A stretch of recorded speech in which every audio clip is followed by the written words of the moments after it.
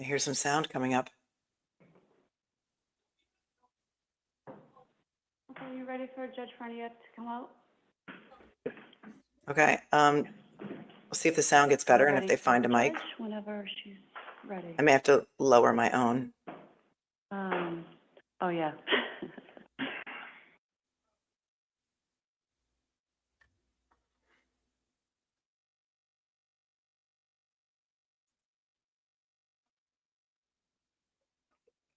August 13th is Aiden's next court date.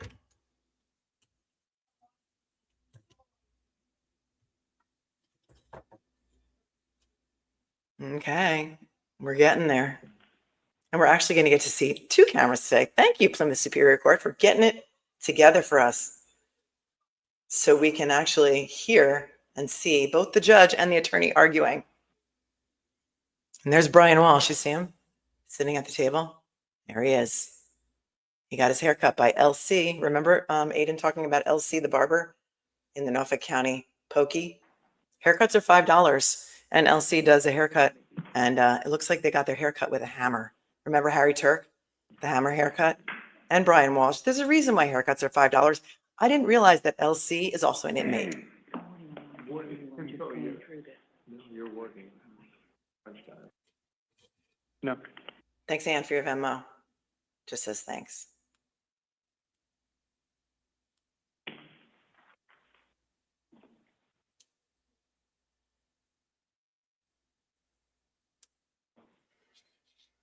And then Marie says, my oldest lives in London, was home the last 2 weeks. A lady at her gym asked her if she ever heard of the Karen Reed case. My daughter said, of course, I grew up in Dedham until I was 11, and my mom was obsessed.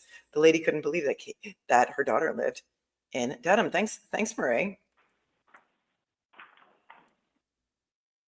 If you know, you know. Lynn says, I don't like fish either. Ick. Thanks, Lynn.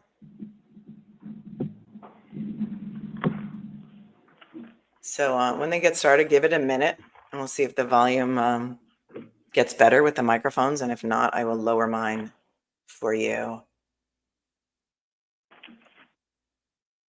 Greenhead Southern Girl is all about going to court for Aaron Spencer because you know they're not going to have any cameras in Arkansas because they really don't want anybody knowing about this case.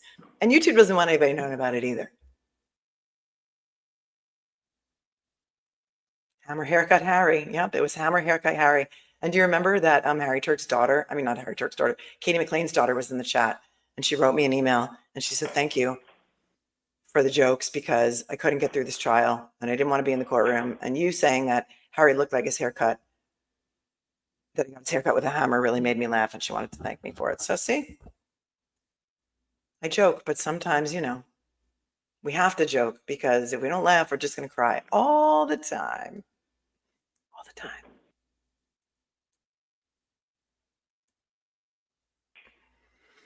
Jennifer said if Proctor had a plan to vacation, wouldn't he just have to notify the court? Well, he had an attorney to do that for him, Jennifer, so that's what happened. And then Rosemary Sacvicio said something weird like, can we just have a lawyer tell him to show up? Because I don't want to have to go to his house again to serve him, I guess. That was weird. I wonder what happened when she went to his house.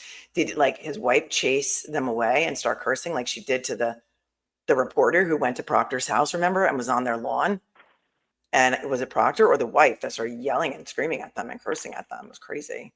Walshe has been in custody, yes, since the date of his arrest in January of 2023. Right? Thanks, Jennifer. Wag says, Melanie, I watched Trial 4 on Netflix. It's the Sean Ellis story out of Massachusetts. Our new favorite firecracker lawyer was his lawyer. She's all over the dock if you want more of Rosemary in action. I know a lot of people have been pointing that out. I haven't watched it yet.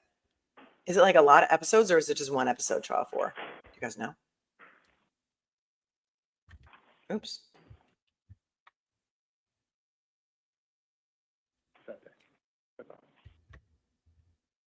We love Rosemary Scapiccio. No, we're not in Cancun this time. We're with Dave Matthews, but we're not in Cancun. If you can figure out where Dave Matthews was last night, you know where I am. Look at the view. Isn't it gorge? Hold on, I'll make it a little bigger for you. Look. Gorgeous.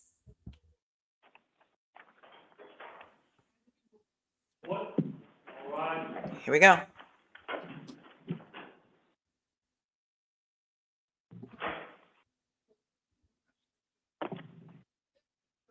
Thank you, Wags, for your super chat.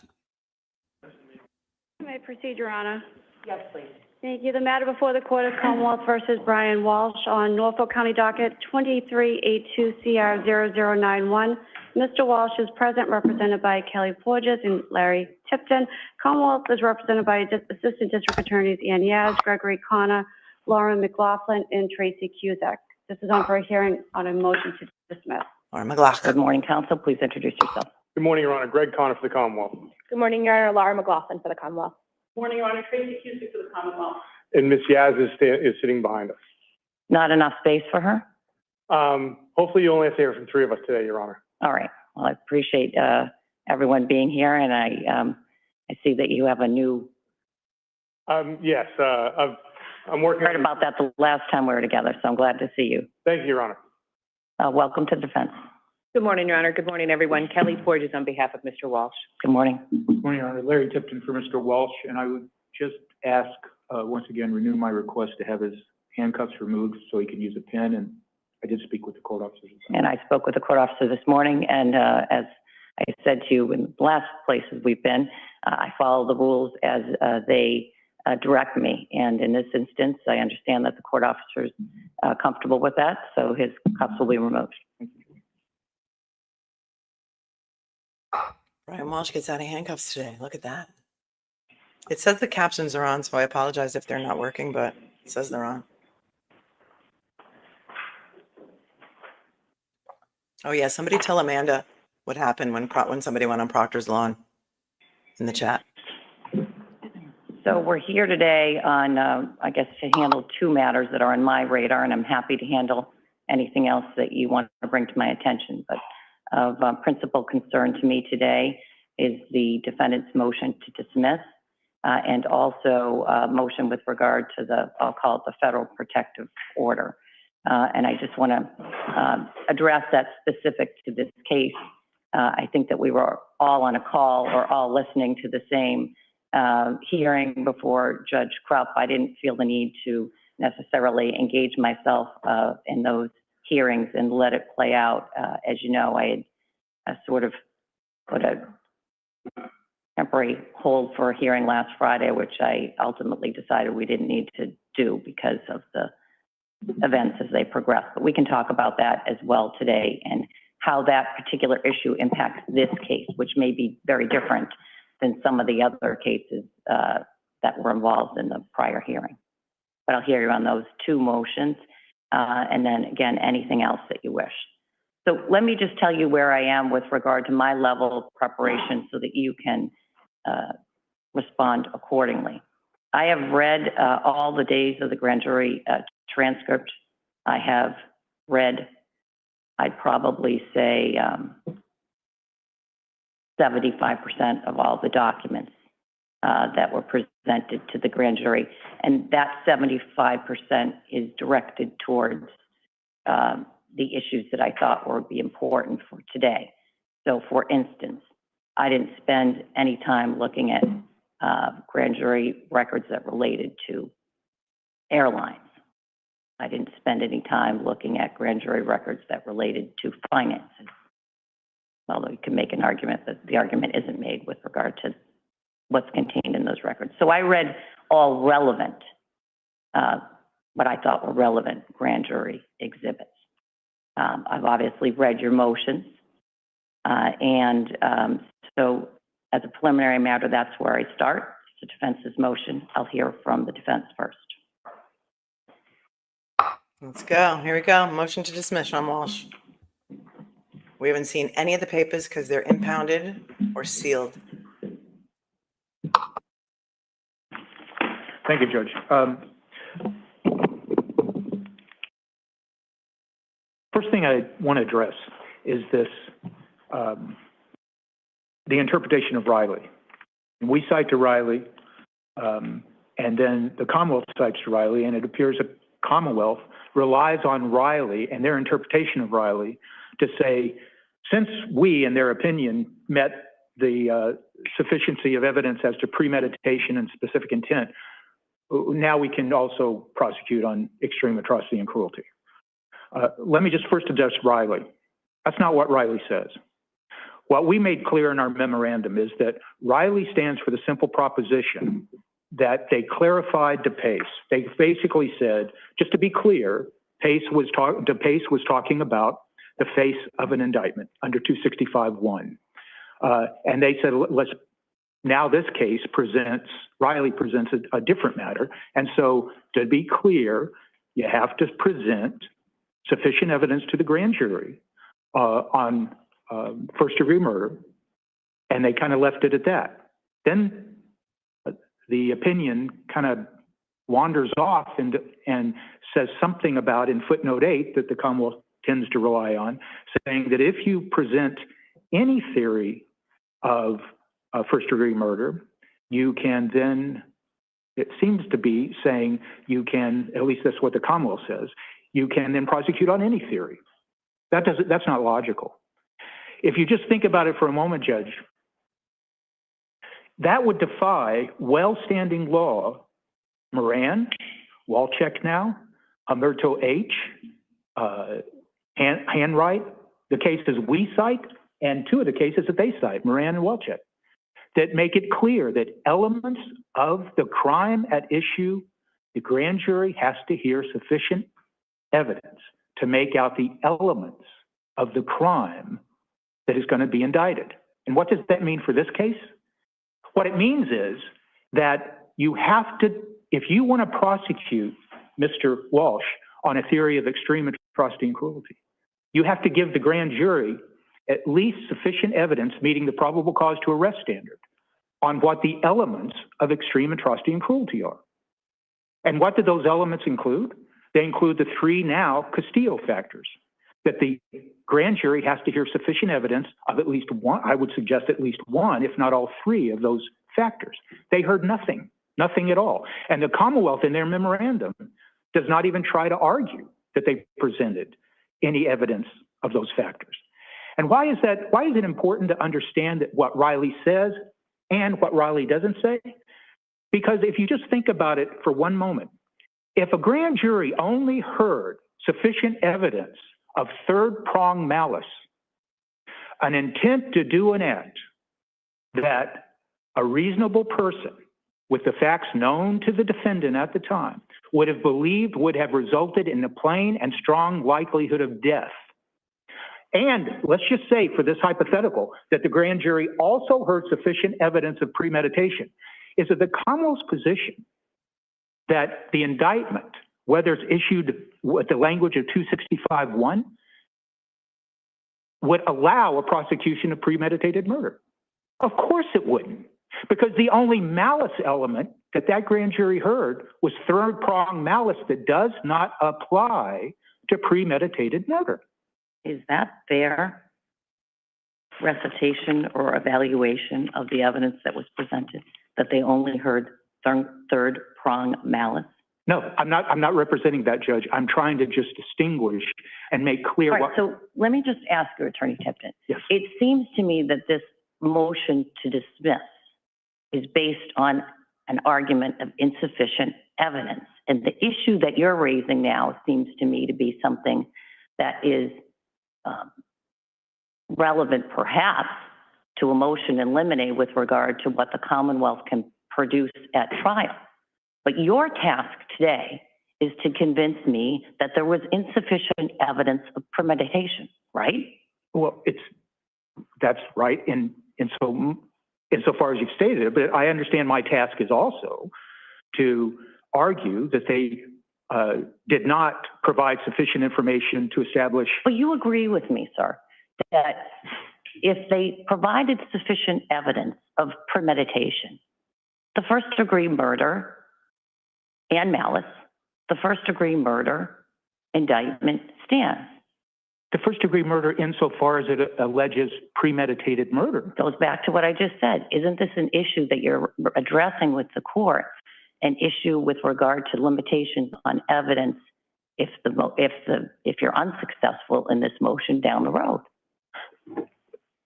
if I understand the court, Judge, and I might not, so let me know if I'm not. But all I'm saying is, I think what is being confused here is the interpretation of how the statutory language of 265-1 encompasses all three theories of first-degree murder. It encompasses second-degree murder, and it encompasses manslaughter, unless it's otherwise limited by the grand jury in the language. And that's pretty clear law, at least since 2009. What I'm here for is to say that so much of that indictment that is the Commonwealth believes alleges first-degree murder based on extreme atrocity and cruelty, it does not, because the grand jury did not hear sufficient evidence of first-degree murder. The same with felony murder. All right. I understand the argument. I will take a closer look at Riley, maybe not for purposes, maybe for purposes of resolving this dispute, but certainly for purposes of future aspects of the case. But you need to convince me, I think, the Commonwealth, whether they would like to proceed on a theory of cruel and atrocious or not, it's clear that their fastball, so to speak, in this case, is premeditation. So convince me that there's not enough in the grand jury transcript, and not only in the transcript, what's before the grand jury is all of this, and this is only part of this. All of the exhibits that were presented to the grand jury is before them. And one of the things that I noticed when I was reading through your argument is you almost exclusively focus on the testimony that was provided to the grand jury. And I don't want to say you ignore the other stuff, but it's not discussed. And it is before the grand jury for them to consider. So convince me that there's not enough there. Well, there's nothing in the grand jury exhibits that have any statement, any conduct that can be attributed to Mr. Walshe that he planned a murder, that he planned to harm Ms. Walshe. Nothing at all. All of the conduct of the exhibits that are contained in the exhibits Was after the are fact. conduct that occurred after something happened. Right. Whatever it was happened after something happened. Like the What do you Google mean by that? searches. Well, because the clear reading of first the searches don't indicate that he's planning or anything other than he's talking, as the grand jury witness testified to, asked by the prosecutors, how do you characterize those searches? They're searches about how to clean up, There's not one search, as alarming as those searches can be interpreted. There's not one search that talks about planning to kill, intending to kill, or anything of the sort. There is not one exhibit produced to the grand jury that contains any statement, any plan, anything by Mr. Walshe about wanting to kill or harm or injure Anna Walshe. As I understand the Commonwealth's argument,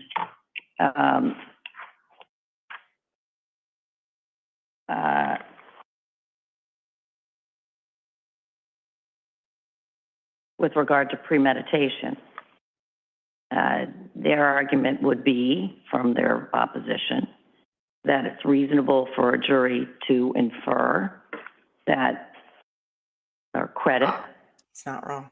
the defendant's statement that Anna left the house at 6:35 in the afternoon, Yeah, but in that the was- morning, excuse me. But that was after she was already gone. That She's off it would base here, I be think. reasonable for them to credit that the 6-year-old son saw his mother that morning, in the early morning. It would be reasonable for them to infer then that those incriminating searches between 4:53 a.m. and 6:35 a.m. happened before she was murdered, and that's supported by a 3-hour break in the searches from 6:35 until 9:35 a.m. There is significant motive evidence that was presented to the grand jury about $2.7 million in life insurance. about knowledge that Mr. Walsh knew that his wife was having an affair, probably as early as December 25th, 2023. That doesn't mean he wanted to kill her. 2022. And there was his motive evidence with regard to the conundrum of the federal prosecution and his pending sentence. That's all before the jury. As I understand their argument, it is that those searches that are done, and there's 8 of them done before 6:35 in the morning, are prior to. And even though it's reasonable to say that those searches relate to what you do once you have a dead body, that it's not inconsistent with the fact that he may not have yet killed her at the time that he did those searches. Those are the reasonable inferences they're saying that a grand jury could have found. Why isn't that within the bounds given the evidence that was before the grand jury? First, the Commonwealth says, on the one hand, based on the statement of the defendant that, and of the young child, that he saw his mother. And then they go on to say, but the defendant was coaching him.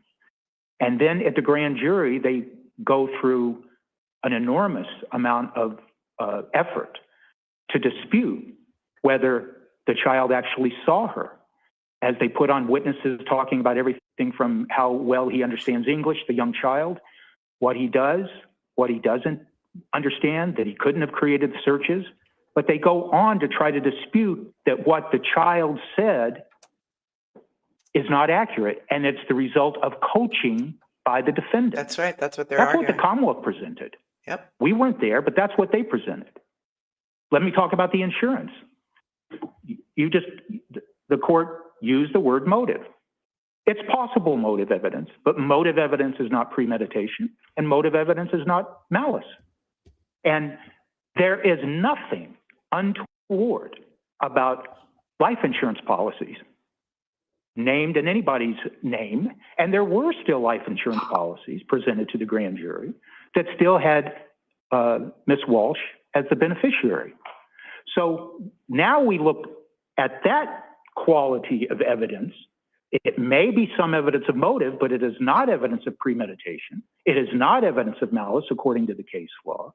And there's nothing in Well, but the evidence of malice that they're going to rely on that was before the grand jury is certainly contained in those searches.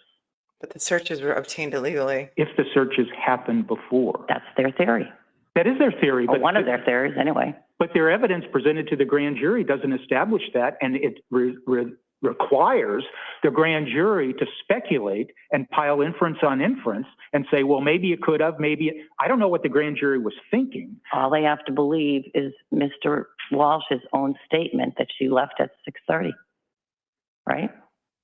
And those searches. The child But I is think what the 6. court is saying is the grand jury heard sufficient evidence to establish that somehow, that contrary to what the Commonwealth presented to the evidence, the grand jury can still ignore what the Commonwealth presented, and that is they disputed that the child saw his mother at 6:30 in the morning. So you can't just throw, forgive me, but you can't just throw things against the wall and see what sticks, then walk away and say the grand jury heard sufficient evidence. And because that is the probable cause They to don't arrest him. They don't need Thomas Walsh's, they don't need the minor's statement to establish probable cause. They can go at it alone with Mr. Walsh's statement, she left at 6:30, and the fact that those 6 searches are done before then. Isn't that sufficient? Counsel, we're talking about probable cause. Judge, but what? I'm not talking about proof beyond a reasonable doubt. No, I understand that. I'm talking about probable cause to arrest and reasonable inferences on trustworthy evidence. What did the Commonwealth do in front of the grand jury? They tried to demonstrate that Mr. Walshe lied about Anna Walsh leaving at 6:30.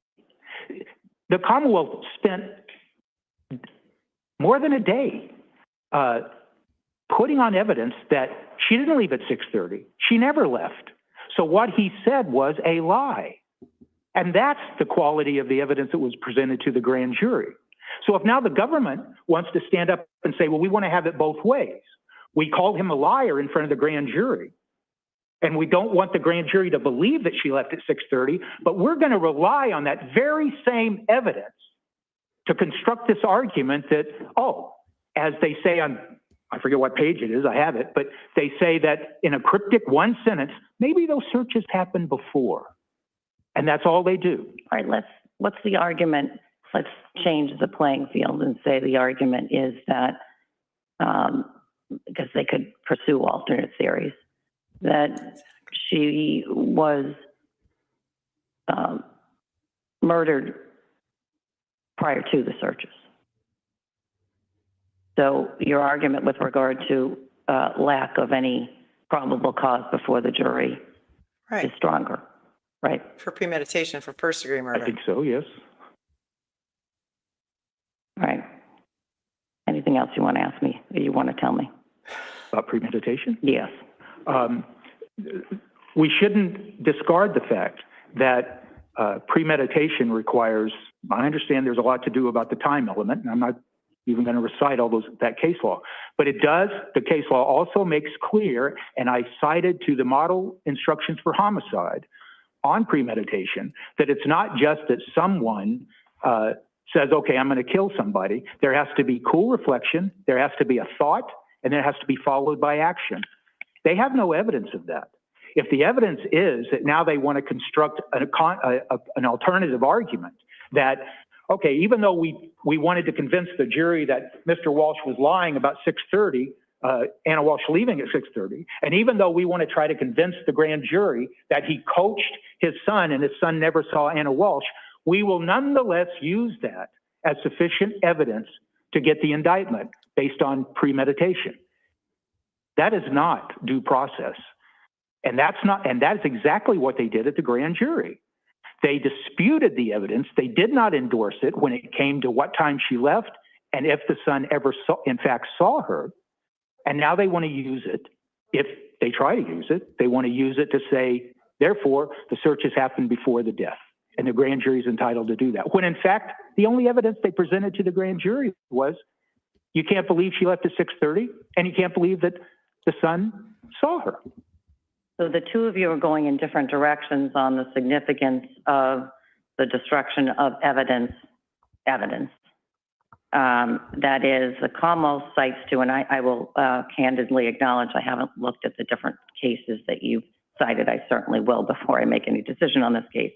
But the Commonwealth cites to the defense's argument that is sort of that destruction of, under the law, the destruction of evidence is not relevant to the issue of premeditation. And the Commonwealth cites me to, I'm going to butcher the last of this, I'll spell it so I don't butcher it, Dagenas, Dene, a 2002 case for the proposition that evidence of destruction of evidence is highly probative on the issue of premeditation. Well, I think what that, I'm sorry, I don't want to interrupt. Go ahead. That was the end of it. Okay. And I too don't want to butcher the case name. You can call it just D. We'll call it D. Look, all that case said was, and the Commonwealth uses it in their memo, all it says is there's no blanket rule. Prohibition against it. That's right.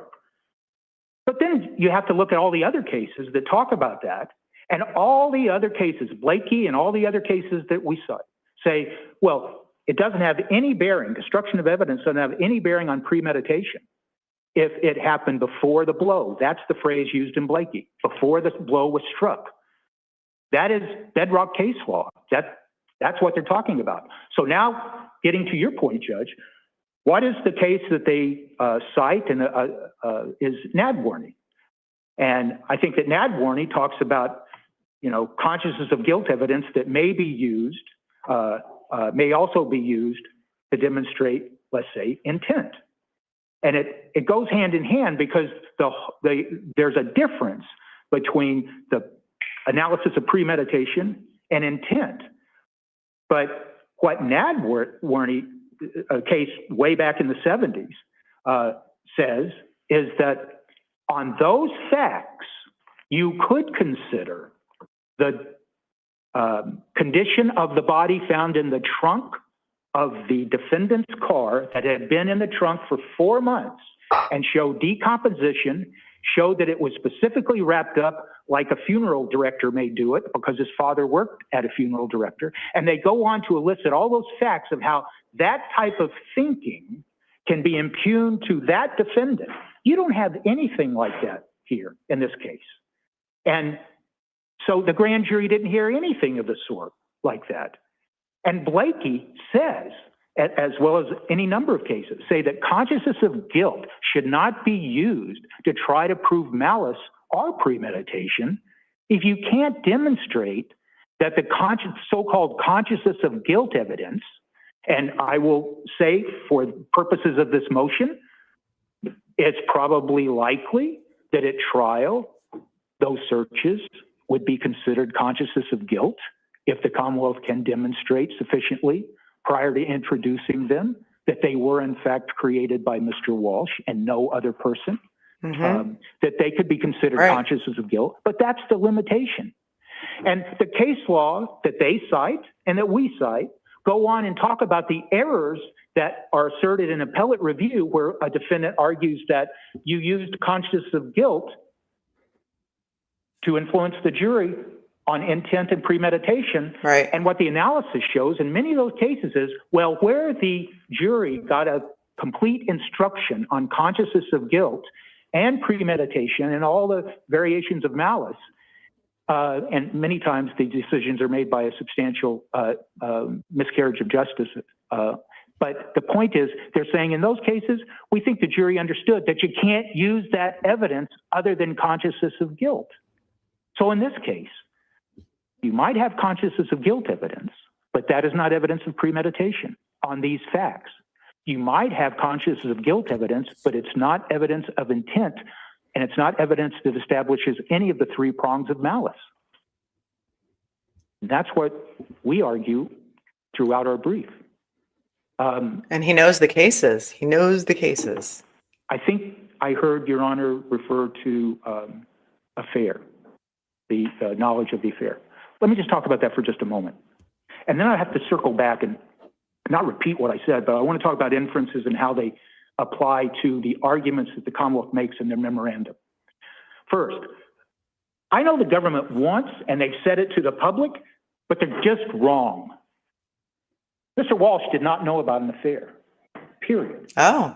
What AK, and I'll just use the initials that I did in the memo, what AK told the grand jury was that Anna Walshe had talked about telling Mr. Walshe she had a crush on someone. There was no testimony by AK that Anna Walshe discussed with her that Mr. Walshe knew about the affair that was ongoing. I don't think that's correct, counsel. Okay. Let me He is his client. He said he tell didn't you know what about I the have affair. in mind from reading. Even if he did know that she was having an Need affair, to find the right piece of paper. does that show premeditation But I to will. murder someone? He's trying to get the first-degree murder charge tossed, saying they didn't have the proper evidence in front of the grand jury to even charge him with first degree, which requires premeditation. Oh, Tom Kokonowski's in the house. He's saying that all the Google searches are evidence of wanting to dispose of testified her, that not how to do it in the first place. the defendant told Anna that his mother had told him that Anna was going to leave him for a guy in D.C. and take the kids, and that he believed that. That was her testimony.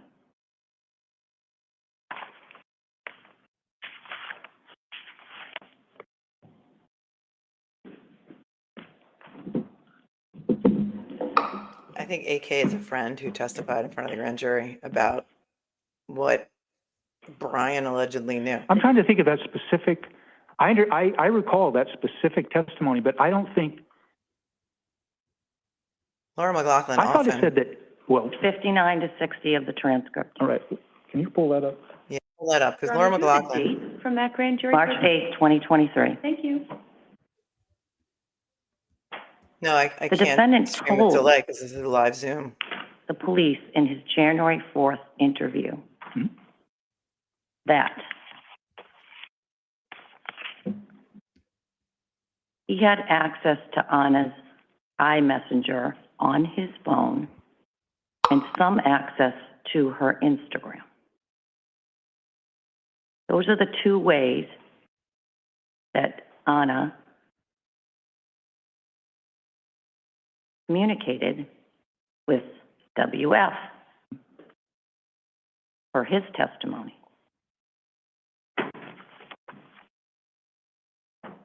Also before the grand jury was that he, the defendant, searched WF's name 6 times on December 25th, 2022. That there were 20-something, 21, 25 searches between the 26th and January 1st on his Instagram account. They don't know where they were, too. Also before them were the messages between WF and Anna, which leave little doubt that there was an affair going on. When the, if I may So inquire, Judge. I mean, His suspicions do not make it true. assess the or evidence that that he was knew. before the grand jury in its entirety. And that was the entirety of the evidence that was before them with regard to whether there was an affair going on and whether he knew about it, right? Well, that's not the entirety. I'm sorry, Judge. I don't, Well, that's some of it. that's some of it. It's not the entirety, though. Because the entirety also includes the testimony of, the other testimony of AK and the other testimony of WF.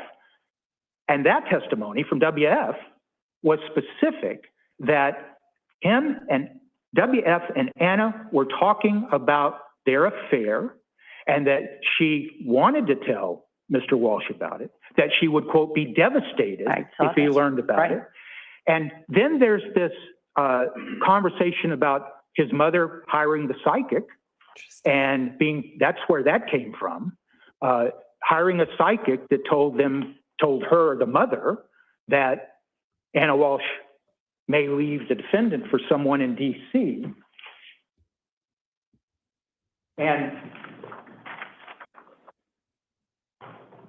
And then WF is asked specifically by the government, was there any conversation about Mr. Walshe knowing, I'm going to paraphrase, knowing about the affair? No. Was there any conversation about whether she had told him about the affair? She wanted to tell him about the affair at some point. That evidence go to the issue of whether or not Anna knew that Brian knew about the affair, not whether Brian knew about the affair. Well, when the court recites the fact that if we assume for purposes of this motion that Mr. Walshe is the one that reached out and tried to search for WF, how does that show, how does that demonstrate reasonable and trustworthy and reliable facts, articulable facts, that he knew about, quote, an affair, as opposed to the simple truth that was presented to the grand jury that she had a crush on? Well, let's put aside the searches on the Okay. searches on the December 25th and put aside the 21 other searches. He didn't do searches on how to take a life. He did And just searches on how to focus on dispose of a body. That's a his different thing, admission to Tricia. the police on the 4th of his access to her Instagram and to her iMessenger and WF's exhibits of the messages between Anna and himself. As I said, there's little doubt based on what's in there. You know what's in there, that there was an affair going on, right? And you're referencing the messaging between Anna and WF. Which, correct, which the defendant told the police on the 4th of January that he had access to that during his interview. And that was before the grand jury too. She's not going to throw out the first-degree murder charge. In fact, told the police They never do. that, yes, he had access to it. He never told the police that he read those text messages. He saw those text messages. Isn't that a reasonable inference? Why would it be? Why would it be a reasonable inference that jumps from the fact that someone may, in fact, be able to access messaging, but there is that he has access to it, but that in fact he did? Why is that? I don't think that's his language on 1-4, but that he had access to it. I'll go back and listen to it again, but my memory of it was that they were coming up on his phone. Okay. But I'll go back and refresh that. She But what did you sounds want like to? a scorned So woman. this notion that that there's no evidence supporting the fact that he knew of the affair just doesn't seem to me to be a fair assessment of the evidence that was before the grand jury. And what we're arguing, Judge, that it can only be a fair assessment based on reasonable and articulable facts of trustworthy information. There is no trustworthy information. There's no information at all that Mr. Walsh read Anna Walsh's messaging between herself and WF. Does somebody have the January 4th interview, page 30, lines 8 to 22? Having access I have doesn't it mean here. I that just somebody don't know absolutely exactly reads there. them, though, Oh, right? maybe I do. Many of you have access to your spouse's phone. Does that mean that you constantly read it and go through it and look at their messages? I don't know. You tell me.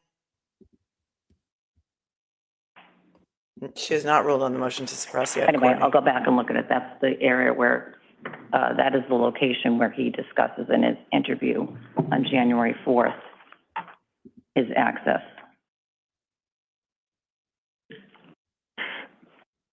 You may be right, it's access and not that he actually looked at it.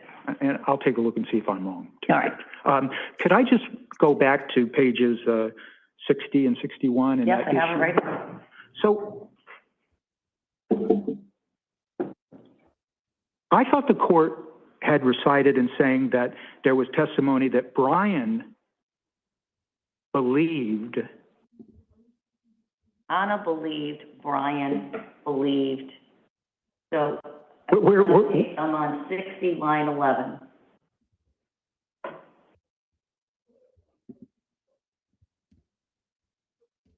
Diana was convinced that she went to a psychic, and that due to that, she was convinced that Anna was going to leave Brian for some guy in D.C. and take the kids, and that she believed Brian believed that. His mother went to a psychic? Well, but that. How is that actual knowledge? Maybe I misheard the court.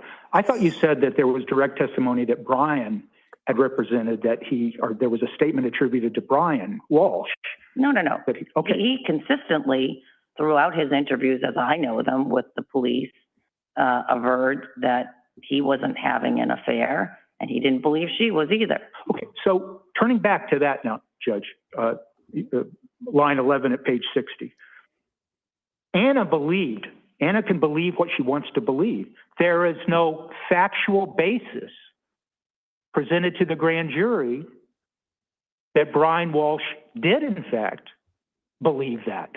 In fact, the evidence presented. They believe what? That she was having an affair.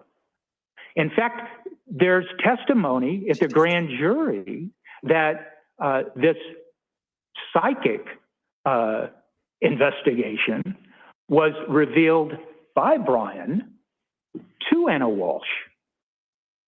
So how is it then that when people are sharing information and nothing happens at that time, nothing untoward at all happens at that time, that the government can then move on and pile another inference on top of that inference and say, therefore, Brian Walshe believed there was an affair, and therefore Brian Walshe acted on that belief, and therefore there's evidence of premeditation as opposed to motive or whatever.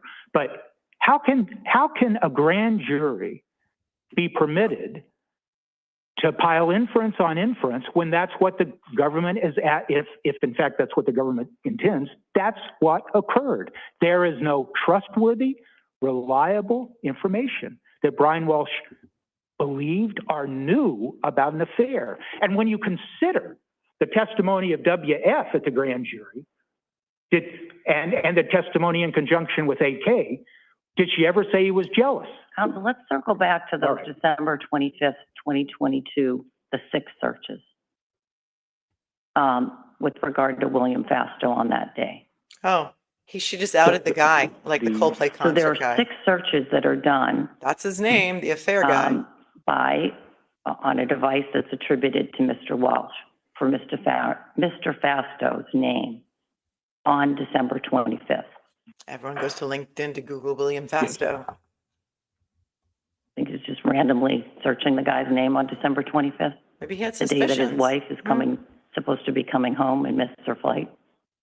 Well, he's trying to find out where she is because she's late, and she got to Christmas Day. on the 25th, and she misses the flight, and she has to drive up. And she thinks of William Fasto, or he thinks of William Fasto. Well, he's also reaching out to others, I believe. He didn't, as far as I know, the only information before the court from the materials that were in the grand jury is he searches William Fasto's name 6 times that day. Okay, but William, she's already, if you believe what was presented to the grand jury, and that's the constraint we're under right now. Sure. She, according to AK, It's Christmas and she didn't come home. she told Same thing on Thanksgiving. Mr. Walshe she had a crush on WF. So why wouldn't he, if your spouse says, I have a crush on this person, the other spouse is not allowed just to say, I want to learn about what that other person is. When does, and this is up for grabs for either side, I have a question with regard to the evidence that was before the grand jury.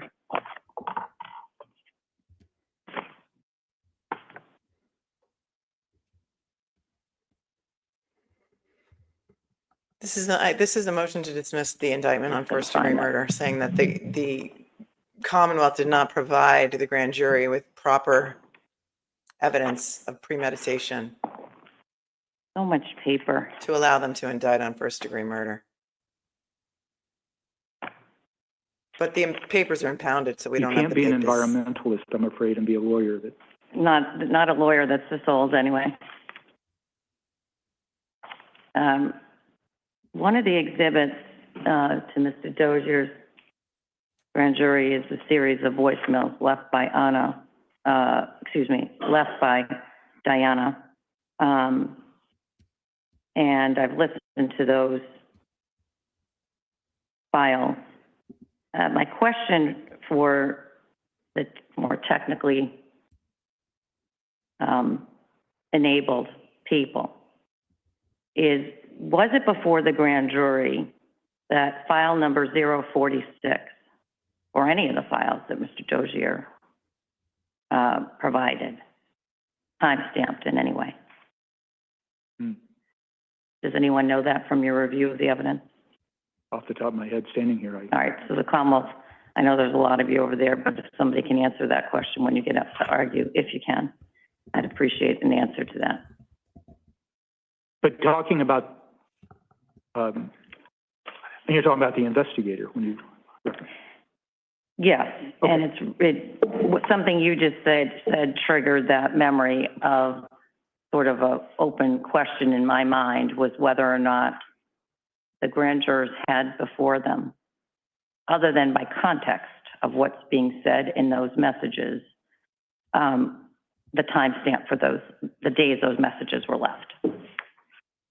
And we can get the answer to that question, but the testimony of Mr. Doiser under oath was that there was no testimony that he got in. That's the other interesting thing. He never got a name. Well, he never gave the name. He had a name. They had a person of interest. It was W.S. But You've already he outed never him. provided that name to them. That was something, that's how I recall his testimony. And what I was about to say was he never testified, and he was asked, or I guess asked in substance, no one like Brian Walshe gave him a name. And in fact, the government kept asking that witness, when did you ever talk to Brian Walshe? Yes, we did have some conversations. When did that occur? If my memory, I'm paraphrasing, if my memory serves me, it was sometime after January 1st. January 1st. So I think that's another piece of trustworthy and reliable information that someone could make an inference that at some point Mr. Walshe became aware of an investigation that his mother instigated, but there was no evidence that that investigation was informed by Mr. Walshe. And Mr. Walshe didn't have a reason to get on the phone and say, hey, apparently, to check out this WF guy. So that's why we say in our memo that when the government begins to spin out what it believes are reasonable inferences, they are not grounded in articulable and trustworthy and reliable facts. They are the ruminations of the Commonwealth trying to justify that what they presented to the grand jury is sufficient in making out the elements of the charge, even though, as I return briefly, they don't even attempt to make out the elements of extreme atrocity and cruelty when it comes to what was presented to the grand jury.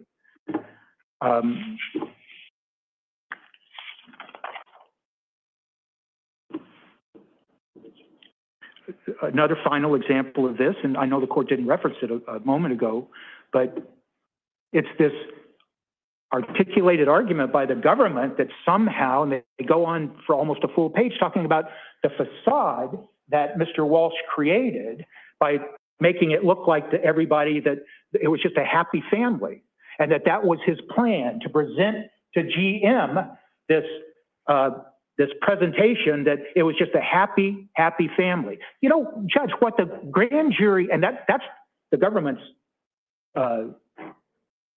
inference. Okay, what's the articulable and reasonable facts, trustworthy facts that establish that? Nothing at all. It's an inference that is created out of whole cloth. And it's used by the Commonwealth in their memo to suggest, see, that was his planning stage. That's what he was planning. Who invited GM? Anna did on December 29th during the phone call. And here's this long visit of hours where there's nothing but happiness and cooking and eating and a little bit of drinking champagne. And then at 1:30 he leaves.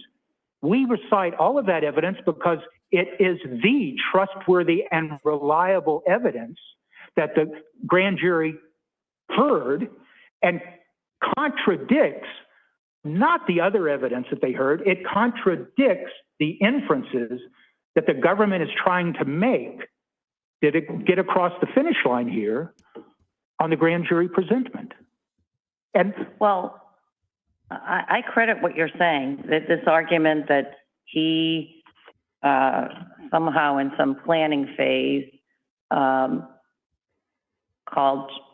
Mr. Mutlu and invited him over for, I'm probably mispronounced that as well, but invited him over for dinner is contradicted by the evidence that Jim himself presented, and which he clearly said he was invited by Anna on the 29th. It's contradicted by the text messages between Anna and Mr. Fasto, in which she discusses inviting him over. It was not their landlord, So Lori. I credit His name was but Copazoli. the evidence wasn't that that was a planning thing as far as the evidence that I can see before the grand jury. But also, it's clear that there was sufficient evidence before the grand jury that this marriage was in distress over the issues relating to his then pending federal sentence and the implications of that on their life and where the children lived. It was clear that AK was seeing something different than she had ever seen before in her friend, in her demeanor. She mentions that in her, which a reasonable inference could be based on the context of that, which was she was talking about her marriage and the failings of her marriage, that their marriage was under stress. So while I credit you that this notion that he planned this by ordering or by inviting Jem over, there doesn't seem to be any evidence before the grand jury that I can see. They'll argue otherwise, perhaps. And let me respond to some of that, though, Judge, some of the themes of what you just said. Once again, I'm going to very quickly refer to AK's testimony. Yes, friends with Anna Walshe, recited conversations with Anna Walshe, was asked specifically, did she ever talk about divorce? No. No. What did she talk about? She talked about the frustration of not having the 3 kids in DC and the time it was taking. And who was Anna Walshe angry with? She was upset with Brian, but she was angry at his lawyer because she thought the lawyer was the one setting up this idea that the kids had to, the 3 children had to stay in Cohasset. That wasn't Brian's doing. The government tries to argue that, but that's not what the grand jury heard. Also, AK testifies initially. But what the grand jury heard is she was angry with him because she had learned that it was not the FBI, but rather Brian himself that was delaying his sentence. That's the sentence, delaying the trial or the resolution of that case. And she goes on to, I understand, she goes on to testify that Anna Walshe then was talking about Mr. Walshe, Brian, had to take responsibility and that they needed to work through this. Right. And that's exactly what they were doing. To suggest that stressors, serious stressors that have been going on for some time, somehow transform into motive to kill, malice, or premeditation is once again an inference that is not supported. It is, somebody can dream up the inference like the government is doing here, but it doesn't rest on the facts, and it doesn't rest on the entirety of the testimony of of AK. The same thing with the WF testimony. You know, if what the grand jury heard was, yes, there was conversations, but there was never the only conversation that he recalled where divorce was mentioned was in terms of, quote, protecting assets. And I will just, that's it. That's all he recalled. And when the assets may have been the life insurance. It might have been the value of the condominium, $1.3 million. It might have been the other properties they owned. They were renting the Cohasset property, but maybe the other properties. But here is WF being asked a myriad of questions about, well, didn't she talk about this? Didn't she talk about that? No. She always, quote, I'm not quoting, paraphrasing. WF said that what Anna Walshe described Brian was basically this wonderful man.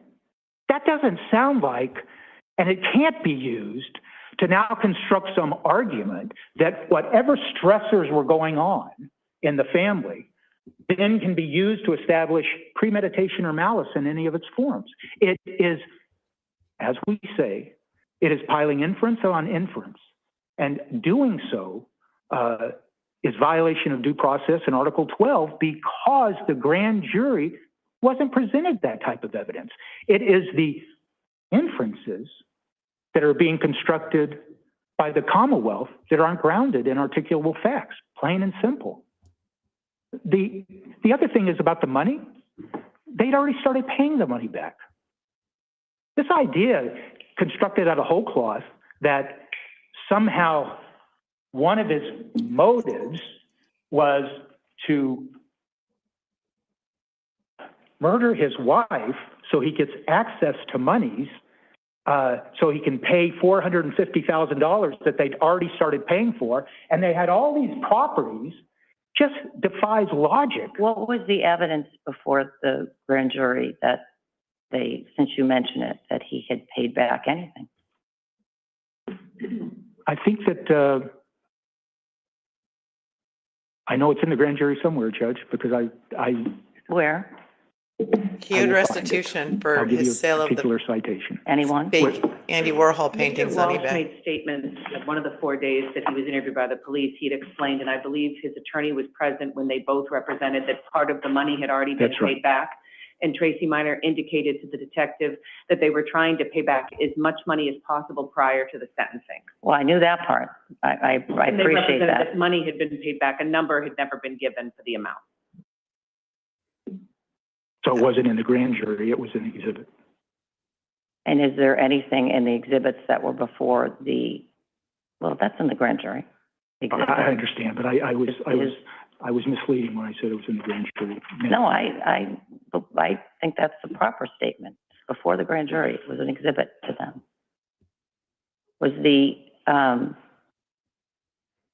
federal docket that has been presented to me, and I don't remember in connection with what at this point, because I have so many motions that I'm considering, but you know that somewhere in my travels, I've come across the federal docket to his federal case that was attached to something. Mm-hmm. Was that ever before the grand jury? I don't think so. No, Your Honor. She does her homework. There was reference to the federal case. Yes. There's reference to the federal case. I was just wondering whether there's any evidence of payment in that docket, because if there was evidence of payment in the docket, then it would be fair to say that they had evidence before them. Often, in my experience, when restitution is paid, it may not have happened here because the sentence doesn't happen until 2024. But that would have been certainly something that would have been noted. And they did get darn close, it looks like, from my recollection of my review of that docket to a sentencing. But then I don't know what happened, but they retreated. So if the grand jury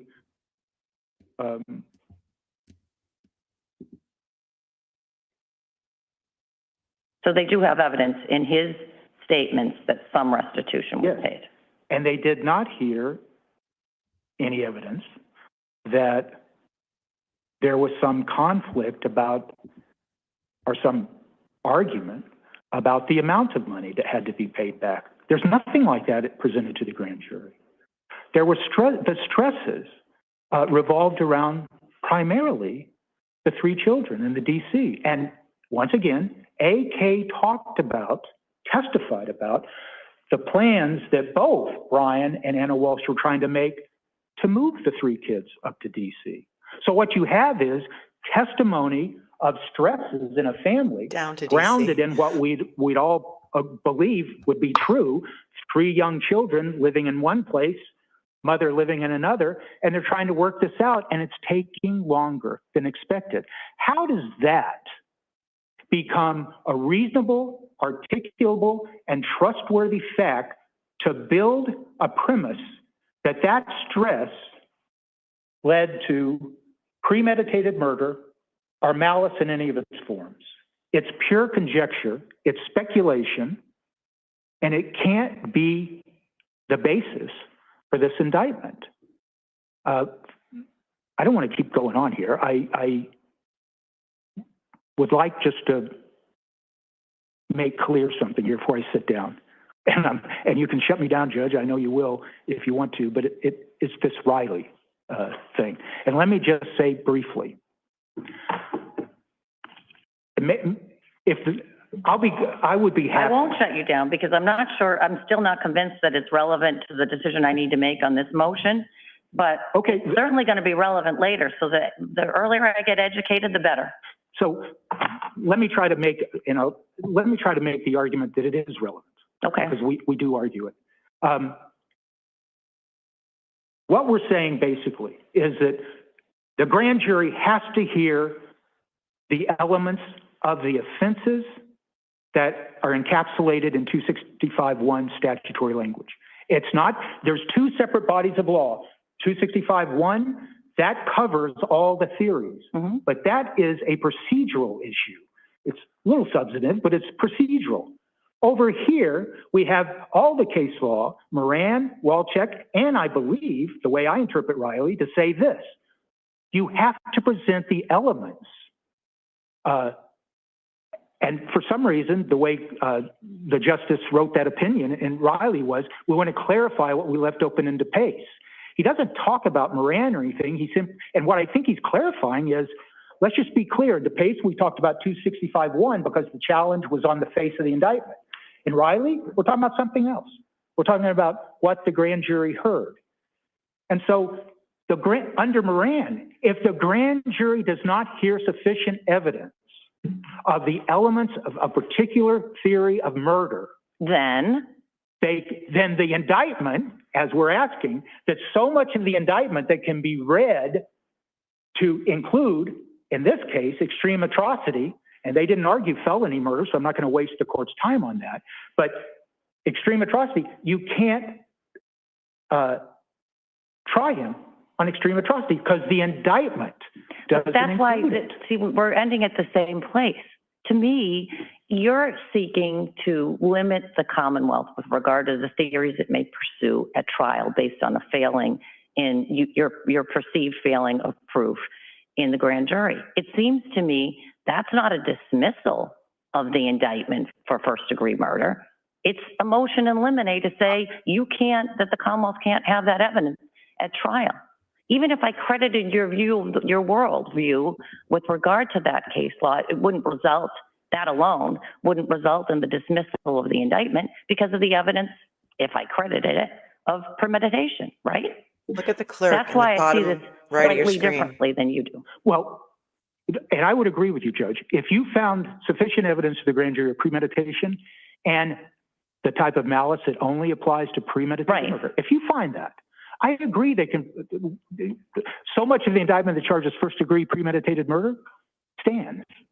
She looks But it's due process that requires this court to consider whether that indictment that was issued under the language of 265.1 encompasses extreme atrocity and cruelty, and for that matter, felony murder.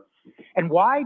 Because we have to be able to prepare our defense, and we have to know what the Commonwealth is going to charge, because that's the other part of this due process argument. We have to be prepared to challenge the extreme proof of extreme atrocity and cruelty, and they can't present it because the regardless grand of jury what, if my ruling it ends up that the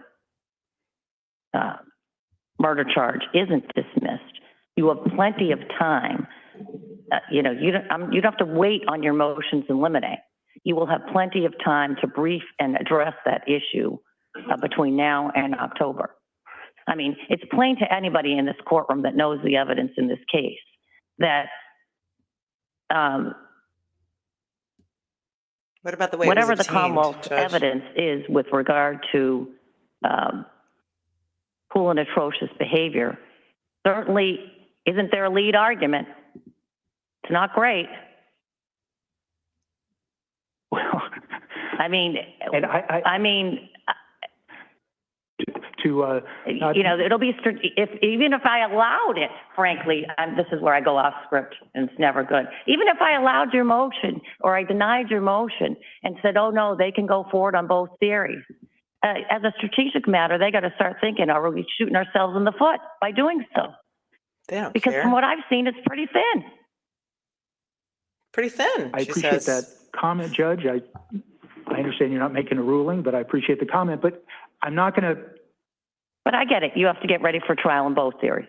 Right. And I'm going to infuriate Assistant District Attorney Cusick when I say this. I'm going to stop beating this dead horse.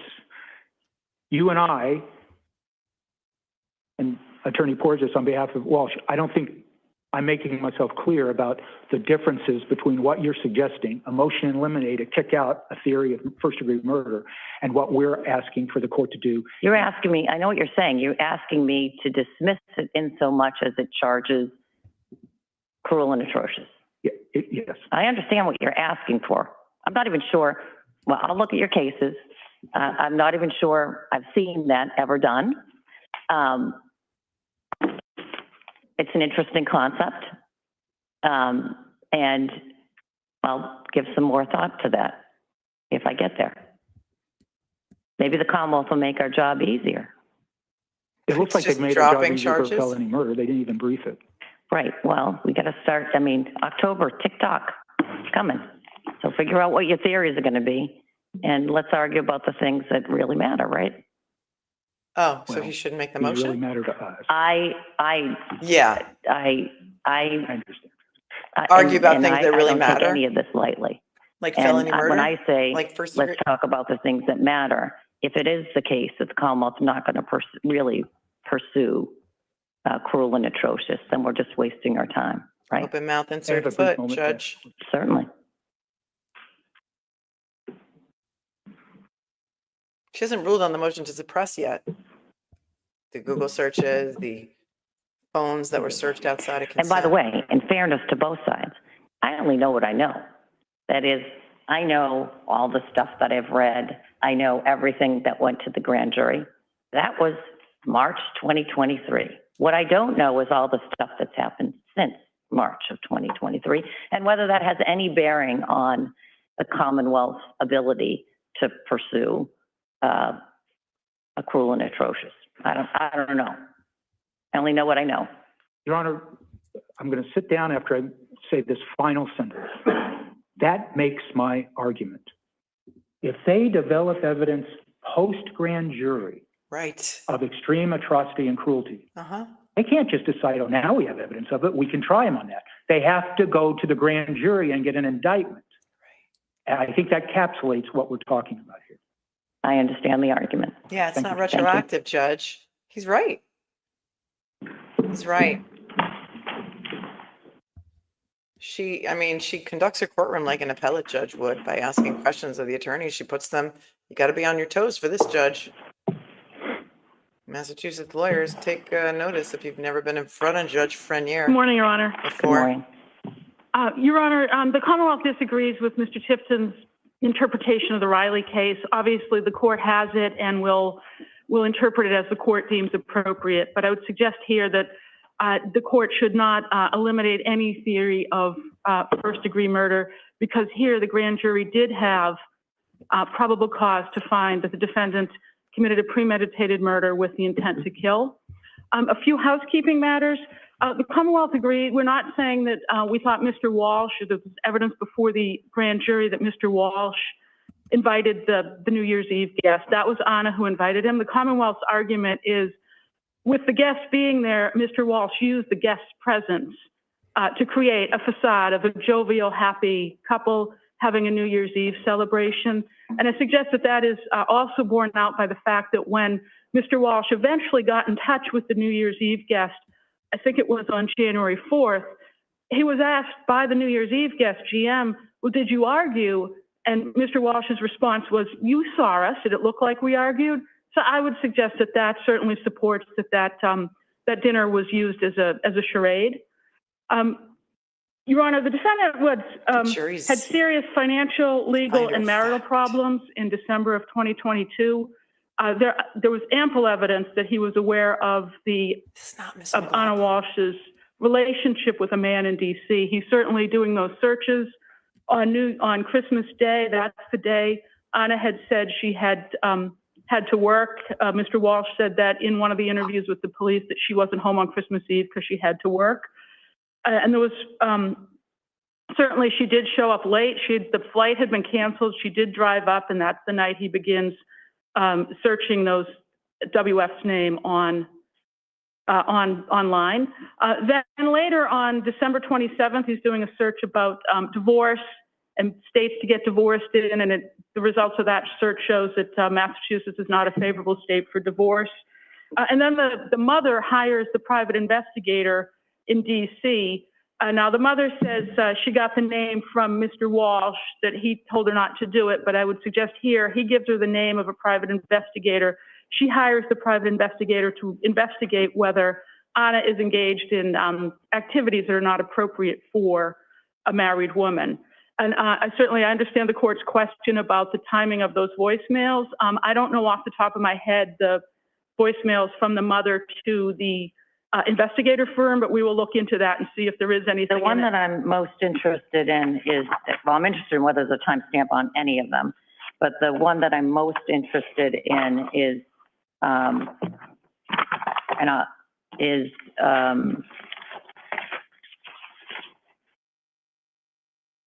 file 046.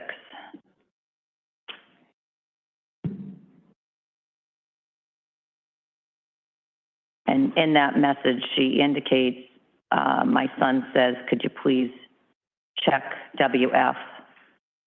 Because during that period, he was in Idaho, and he just wants to see how often they saw each other. That's the one that I want to know, that whether the evidence was before the grand jury as to what the time frame of that was. Certainly, Your Honor. We will examine the exhibits, and we'll let the court know, and we'll let counsel know, obviously, what we decipher, whether the timestamp is indeed in front of them or whether it was not. Your Honor, here, the grand jury also had information from the testimony of AK about her conversation with Anna on December 29th, I believe. They went out to dinner, and she describes Anna as just being beside herself. Anna described a huge fight with the defendant over Christmas, had given him an ultimatum about the children coming to DC to live with her. She had found out that the defendant, and she does mention the lawyer also, but essentially that the defendant had engineered the children remaining in Cohasset with him because it was perceived that that would help him avoid an incarcerated sentence on his federal case. Certainly there's discussion of that during the interview with the one where the lawyer was present at, and he makes a remark about which one could infer means essentially, well, if Anna's not around, that's off the table of me going to jail. But certainly recent news to the defendant and to Anna as related through various conversations that suddenly the topic of him going to jail had arisen, and that according to AK, Anna had said he should just do whatever is necessary to resolve this, even if it involves an incarcerated sentence. So I suggest that is another, we could characterize it as a stressor, but it's also another reason why if Anna's not around, if Anna is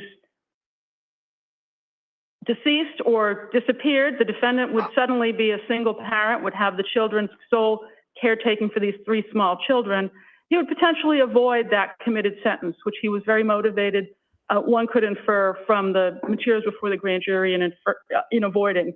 He would inherit millions of dollars in life insurance proceeds from Anna. Again, those searches also include some searches for luxury items. One could infer that he's planning to how he might spend those proceeds. And he would also, But those searches. Sarah Boone was in Florida. This is I not don't think Sarah that Boone's rings attorney. true. This is Massachusetts. Because those searches with regard to in terms of premeditation anyway, the searches with regard to the watch are later. I agree with that, Your Honor. I just suggest that So how does that relate to premeditation? Your Honor, I suggest it relates to the concept of having money, which was certainly a stressor, that the defendant needed money to pay that restitution. I know at some point, I believe it was in the interview with the lawyer, forgive me if I'm mistaken, but I think it was he owed $450,000 in federal restitution. And I suggest here, the fact that he is looking at luxury goods suggests that this is, again, expecting to inherit money. Some of the searches are for cleaning up crime scenes. Specifically, I suggest that shows that the defendant's awareness that this was indeed a crime and not some sort of accidental person dying in a home. Your Honor, I suggest also that the defendant's behavior before that time, approximately 6:30 in the morning on January 1st, his behavior before that time when he says Anna left the house, shows that he was planning and premeditating and had the intent to kill her. She arrived at the home on December 30th from DC. She was not scheduled to go back until January 3rd. So certainly there's a block of time where no one at her work would be looking for her. He planned to appear happy and jovial with the New Year's Eve guest. And again, when he spoke to the guest next and the guest said, "Were you arguing?" no, you saw us. Did it look like we were arguing? He also told the guest that his phone was misplaced. I suggest that that was also part of the planning, creating a window of time when he didn't have the phone, that it would be an explanation as to why not responding to any text messages. Certainly, how do we know this was planned? Forensic exam shows that that phone was actually in motion, being unlocked and plugged into a power source when it was alleged to have been missing. So I would suggest that's another thing that would go towards planning. And the defendant, planned for The fact that he shut off his phone, or he put his phone, He said he lost his the phone. phone that's missing, let's even make the most adverse inference to the defendant. That all happens after the Commonwealth believes that he's killed Anna, right? There's an act. Your Honor, he tells lengthy me- summary in the show Looking notes. sort of concept of premeditation is a little bit difficult for me to Your Honor, there's testimony appreciate. from the guest on December 31st, before Anna had been killed, that the defendant said his phone was mislaid. All right, you're right. So certainly the phone disappeared or was mislaid or whatever happened to the phone, but the defendant represented that his phone was mislaid on December 31st when the New Year's Eve guest was there with Anna. And the defendant also, there was a nanny coming that afternoon. She was scheduled to come about 2 o'clock on the 1st. Anna had told a woman in a nail salon that she and her husband, the defendant, were going out to a adults-only dinner in Marblehead. And certainly I'd suggest that there's no other evidence of that other than that statement. One could infer that the defendant told her that they had plans to go to this party in Marblehead, and that the nanny was going to be there. This would give the defendant, again, a window of time to take action to deal with the disposal of the body of Anne Walshe. The Certainly audio on from, Boston 25 WF's sucks. I'm not testimony, changing. it's clear Anna had no plans to tell the defendant about their relationship over the Christmas holiday. She said that he would be devastated, and she also said she did not know what he was capable of. And one can infer that the defendant certainly was seeing those text messages, whether he looked at the phone itself. He made some statements in the police interview claiming that Anna had put the phone upstairs based on a message from someone named Abdullah that had caused some controversy. Certainly the GM, the guest sort of contradicts that, saying she was using the phone throughout. And other people, AK was receiving text messages from her, and she was texting with WF. Certainly it's a fair inference that the defendant saw those text messages and perhaps realized the true extent of this relationship that they were having, where they were discussing long-term plans, 1, 5, and 10-year plans, and there's a reference to travel that they had taken together. That it's fair to say that the defendant, that might have been something he didn't know about, because based on what at WF's testimony. And also WF, Anna sent a photograph of the house guest herself and the eldest son to WF. And that was something, again, that Mr. Walshe told police about, that she had sent that to him. So I suggest that certainly there's a very fair inference. Replay that again to me, that last statement. During one of the police interviews, Yes? the defendant says that Anna had taken many photographs during the evening and had sent one of them to WF. And that's in, I think it's the third interview, the second or the third interview, Your Honor. And certainly I can find a page site for that. Thank you, I appreciate that.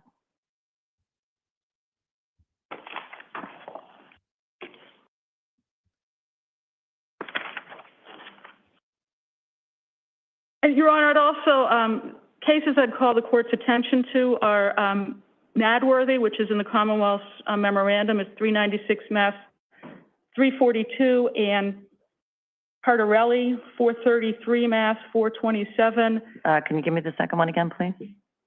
433 Mass 427.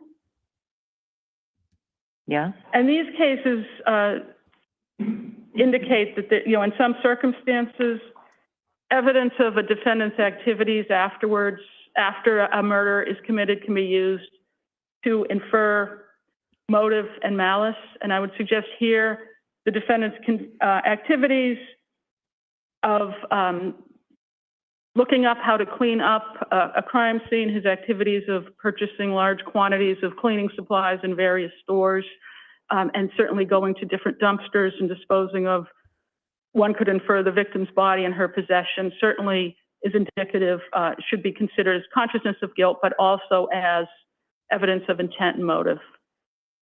Right, but you need premeditation. And everything was after the fact. What if somebody else did it and he's just simply disposed of the body? We don't know. But they have a lot of inferences. So many inferences.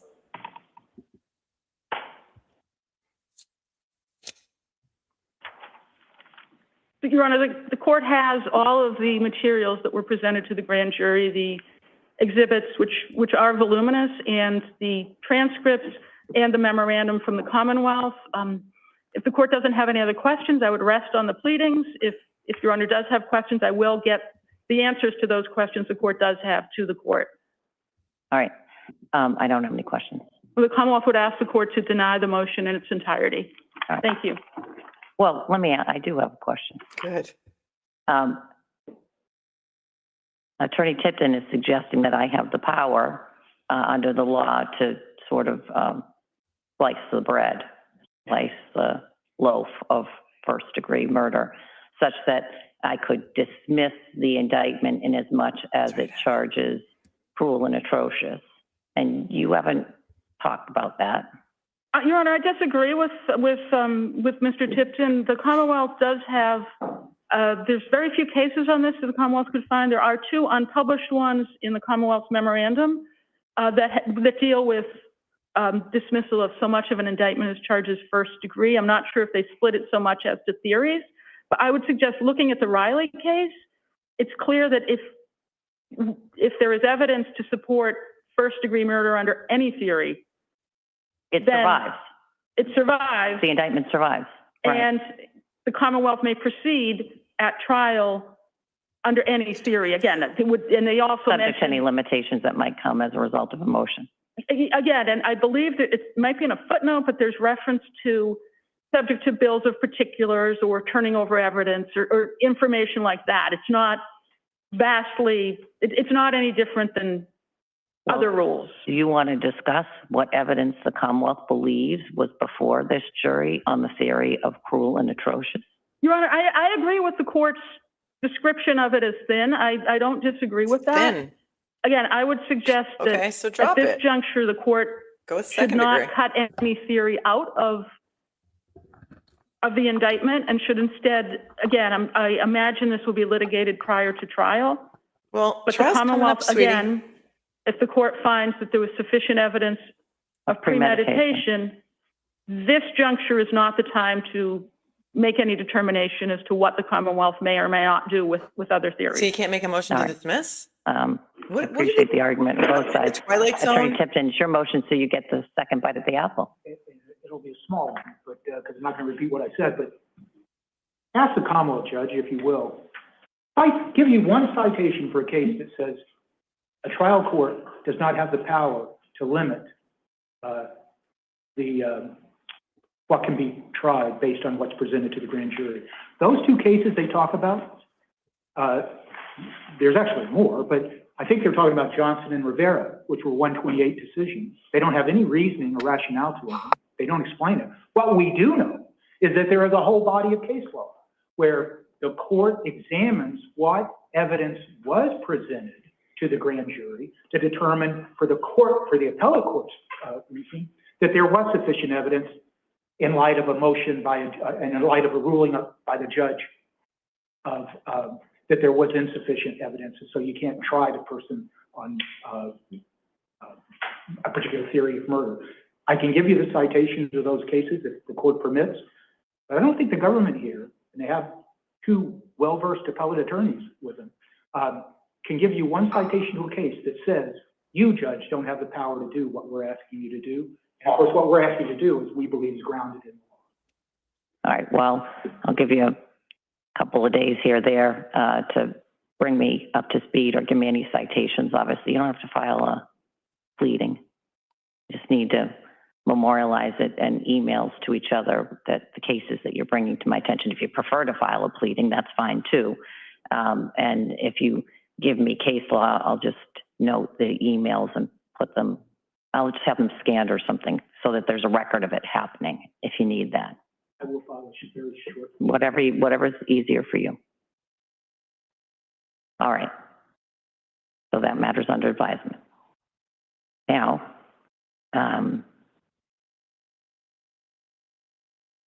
so let me say that I was happy to see you all on the Zoom with me last week because we were getting the same information, although I think you were on a Zoom that I was not on because I did not get on the Zoom with Judge Krupp round 2. And the reason I didn't do that, and I apologize, by the way, if you didn't get notice that the 3:15 hearing that I had preliminarily ruminated about got canceled. I don't know if you were on there. I think what happened, honestly, and I don't want to throw anybody under the bus, is that a couple of clerks in Middlesex, in Norfolk were out in the afternoon. And so it was a slip stitch between what was probably apparent to you that by virtue of what had happened on Friday, we didn't have an emergency situation, although some could argue otherwise, and did on Friday. I understand from listening to the FTR. But regardless, it seems to me that we have a slightly different situation than maybe we have a different situation than what presents in some of those other cases. And here's how I think it might be different. Maybe I've got it wrong. But let me just start the discussion in this way. It seems to me that This ADA has to do with McLaughlin the destruction of Proctor's is text one of the messages. signatories on the agreement McLaughlin. as a result of being on the Reed case. And it seems to me that she is on this case, was in the grand jury throughout the 11 or 12 days of the grand jury. So she's intimately familiar with what And she never talks. happened in the grand jury. And otherwise is intimately familiar with what this case is about because she's still on this case. And being in that unique role as being A, someone who can look at the materials, and B, is assigned to this case, it would seem to me that she would know whether or not there were any materials that were required under Rule 14 That's right, McLaughlin. and the case law to be produced in this case. And that situation does not replicate itself in all of I don't know if it replicates itself in any of the other cases that people were involved with Judge Krupp last week. I don't care about those cases. I just McLaughlin care going about down. this case. So it would seem to me that we've got a pause. I understand that Judge Casper has put a 30-day pause on everything for people to assess the situation. And it seems to me that what needs to happen is that ADA McLaughlin, who has access to that information, needs to determine as an initial matter whether there is anything in those materials that would be required to be produced under Rule 14. Why didn't you turn it And over? if there are, we'll deal with that. And if there aren't, then the Commonwealth needs to aver by, I can think of a bunch of different ways, affidavit or otherwise, that there aren't any. Now, the backdrop to this is, as we know, and I'm not going to get the exact language correct, but when we asked for a TUI request earlier in this case, we got we're not giving it to you, but by the way, there's nothing there. That's my paraphrase of it. But that doesn't relieve the Commonwealth of its obligation. So that's how I frame the issue in my mind right now for this case. And it's the defendant's motion that brought us here and alerted me to the issue. I mean, the Commonwealth gave me an email before that, but Attorney Tipton, what do you think about that first shot? Attorney Porges. So I had a brief discussion with the Commonwealth this morning, and my understanding is that they're filing a request to impound the protective order in which they would show it to the court, show it to us. They did. Okay. Did you get that before the hearing? We did. So we have the protective order. So our main concern this morning was asking the court to order the Commonwealth to review the material for any exculpatory material or issues. If the court's inclined to do that, then I don't need to be heard further. I would just highlight that a case came down just yesterday that is decidedly on point with this issue. Oh, yeah? You're smiling because you know, or you're smiling because you... I think I know. It's Commonwealth versus Goparian, and I would refer everyone to the section that discusses possession, custody, and control. Furthermore, the new revised rules under the Mass Rules of Criminal Procedure do a very good job of clearly explaining and expanding what exculpatory means. And in this situation, they are arguably in the possession of federal grand jury material that was investigating not only Trooper Proctor, but possibly the integrity of a murder investigation done by this very county, by these very officers. And so I just want to be clear that if the court is going to order it and the government is going to accept the order, that we want to make sure everyone has the same understanding of what exculpatory is. So otherwise, I have nothing further unless the court... Right, because she told the court, she told Canoni nothing was No, exculpatory. although, let me see if I can get to that paper. Laura McLaughlin tried the case with Adam Lally, trial 1. She was also in trial 2, but she doesn't speak. She just does everything behind the scenes. And she said there was nothing exculpatory in the Tui dump. So I like to take things, I'm a very logical person, I like to think anyway. So I like to think things step by step. So we'll just go in that manner and we'll cross each bridge when we need to. Okay. But I know two particular parts of the order that got my attention. So when you say order, do you mean the protective order, or do you mean the motion that Mr. Tipton filed? The protective order. And one is paragraph 14, Well, we can't see the protective order because it's which sealed. may bring you somewhere else. And I'm doing this I'm putting the high beams on for your future, should we need to. Putting the high beams on? Paragraph 14, I think that's a bridge we'd have to cross yes, and, at one point. yeah. And the other paragraph that stood out to me as having relevance to this issue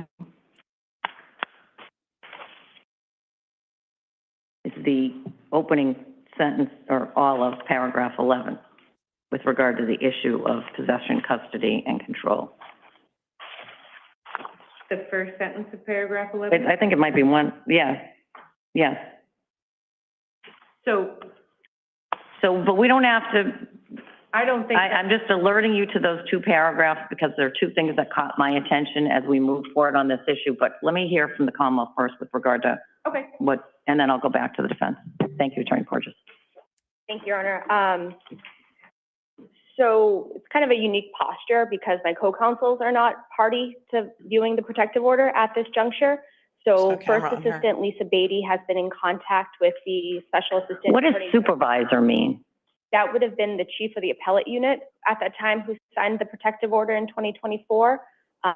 So at But it says, is that right? that was the way. Hold the on a order- second. I just want to go back and see what the, Judge Freniere wants to take us to Unimpound Town, Hannah. I think so.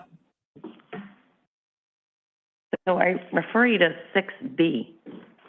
What does that mean?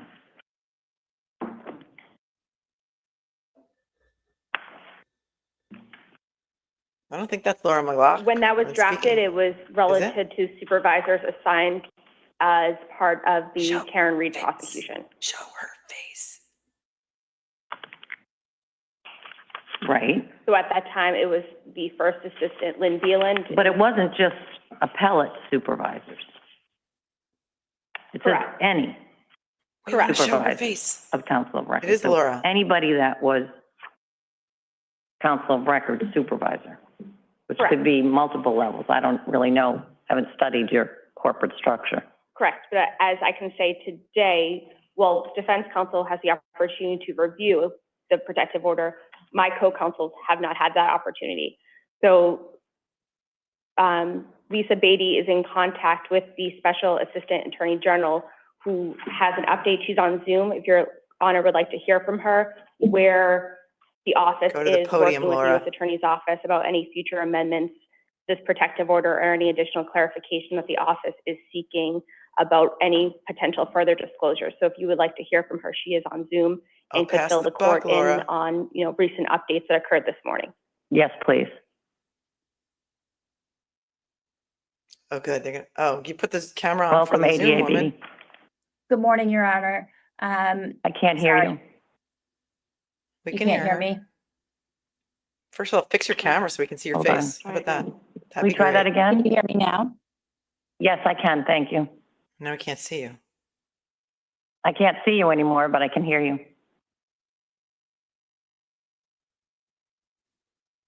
Can you hear me now, Your Honor? Yes, and I can see you. Okay, It's great. Thank you. 2025. We learned Zoom Um, in 2020. Your Catch up. Honor, I'm in the process of drafting my notice for Judge Krupp, which is due in 18 minutes. And I got a call from our counsel informing us that at this time, we will be able to view the protective order. I know that not all assistant DAs in the office have been able, and I have not been able to view the protective order until I just learned this information. So I can't speak to what's in the order. So that will be able to be changed if there are ADAs who have matters that are in the posture that we are providing discovery and need to address these issues. ADAs will be able to look at the order. In addition, defense counsel, after the state court and defense counsel have signed a protective order, defense counsel will be able to have a copy of the July 21st order as well as the December 2nd protective order. Those are sort of my updates as I'm receiving them now. And then the U.S. Attorney's Office has acknowledged that we need additional accommodations or modifications. I don't know the exact words that they would use, but we have additional requests in order to be able to move forward with cases in a productive manner. And they understand that we're going to continue to engage in dialogue with them and possibly the federal court about how to manage these situations. All right. Thank you for the update. Thanks for the update, but we want to hear more from McLaughlin. And I would just add, the case that came down yesterday is distinguishable because in that matter, the SJC said that the DA's office did not have those materials, that federal materials in, perhaps a protective order remain in the custody of the federal government. That case is distinguishable because a Worcester police officer participated in the interview and had personal knowledge that he could have discussed or disclosed to the ADA, that the ADA did not pursue that information that would have been held by a Worcester police officer. It is distinguishable that pursuant to this order, the materials do remain in the care, custody, and control of the federal government, and the DA's office is prohibited from any further disclosures. So, but what of my suggestion with regard to your role? That is a role I understand. That is a role No, I you can don't. represent to the court in a different matter. Upon my review of the materials, I saw a statement that was clearly exculpatory in a different case. I spoke to the U.S. Attorney's Office about that matter and had to advise defense counsel and trial prosecutor in the office that they needed to seek a TUI request. Right. I cannot disclose that directly. The U.S. Attorney's Office did not produce that outside the protective order. Defense counsel and the Commonwealth had to seek that information. I provided the Bates stamps numbers to counsel, and they had to go to the U.S. Attorney's Office. But I'm suggesting that in this case, you do that first step. And that, I would say, has been done, and it's sort of in the similar posture where we represented to counsel that you need to file a TUI request. Counsel filed the TUI request, the Commonwealth filed its own TUI request. The U.S. Attorney's Office denied that. But the difference is, in the other case, you identified a document that you believed. What I'm asking the Commonwealth to do, and I'm asking you to do it now in light of the new rule of discovery, not the ones that may have applied when you did it the last time, Yes, is sir. to review those materials and identify whether we even have something to worry about. And the understanding would be trying to, without knowing the defense theory of the case and seeking the broadest, what is most fair. That's always to your defendant. burden. That's always your problem. Yeah, I don't mean you. you never know what the defense, It's always the prosecution. That's, I mean, they make that argument, I don't know, a couple times a week before me when I'm sitting in a criminal session. They can't possibly do as good of a job as me. And yet you have to. That's what the rules require. And I understand my obligations as a prosecutor to do that. Really? It just becomes a difficult conundrum where if there conundrum. was a matter, I cannot disclose it to defense counsel and I cannot disclose it to the court. I understand that. The order. I understand that, but why is it not I don't want to say an easy first solution. It puts a huge burden on you. I don't know how much materials there are in there. But why isn't it the first step that we should be taking here is we have somebody assigned to this case that has access to those materials by virtue of the fact that you were assigned to the Reed case. And you have knowledge of this case by virtue of your affiliation with the case and your prior stuff that I said. Why isn't the easy prior first history. step for everybody other than you in the courtroom who has to do the man hours, for you to make that analysis and at an initial matter say there is or is not something in the materials that we need to disclose?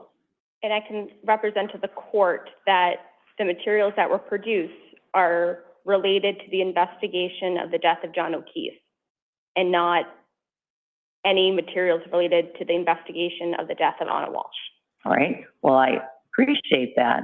That's well short of But what I I'm don't believe asking you you. to do, which is to avert to me, probably by affidavit, that there is or there is not information in. I understand their focus was on there. That doesn't mean that something doesn't make its way in to that file and those records. And I want some assurance that somebody has laid eyes on those documents and recognizing that it might be unlikely that there's anything to do with this defendant in those records, close that door. And to do so, Your Honor, I believe we would have to seek guidance from the U.S. Attorney's Office to make sure it's not outside the confines of the protective order. Because the way the protective order says. Well, the order allows you to review it, right? The order allows you to review those materials. For use in the state court action against Karen Reed. Okay, well, everyone that's been affected by Proctor has So been have you affected by sought Proctor. Guidance from the court with regard to for review in connection with any other cases? Yeah, have you asked? I believe that is what ADA has represented with, where the Commonwealth can't represent itself in federal court, a assistant attorney general has been appointed, and I believe there is ongoing discussions. You believe? Can you swear that to the court right now, All right. ma'am?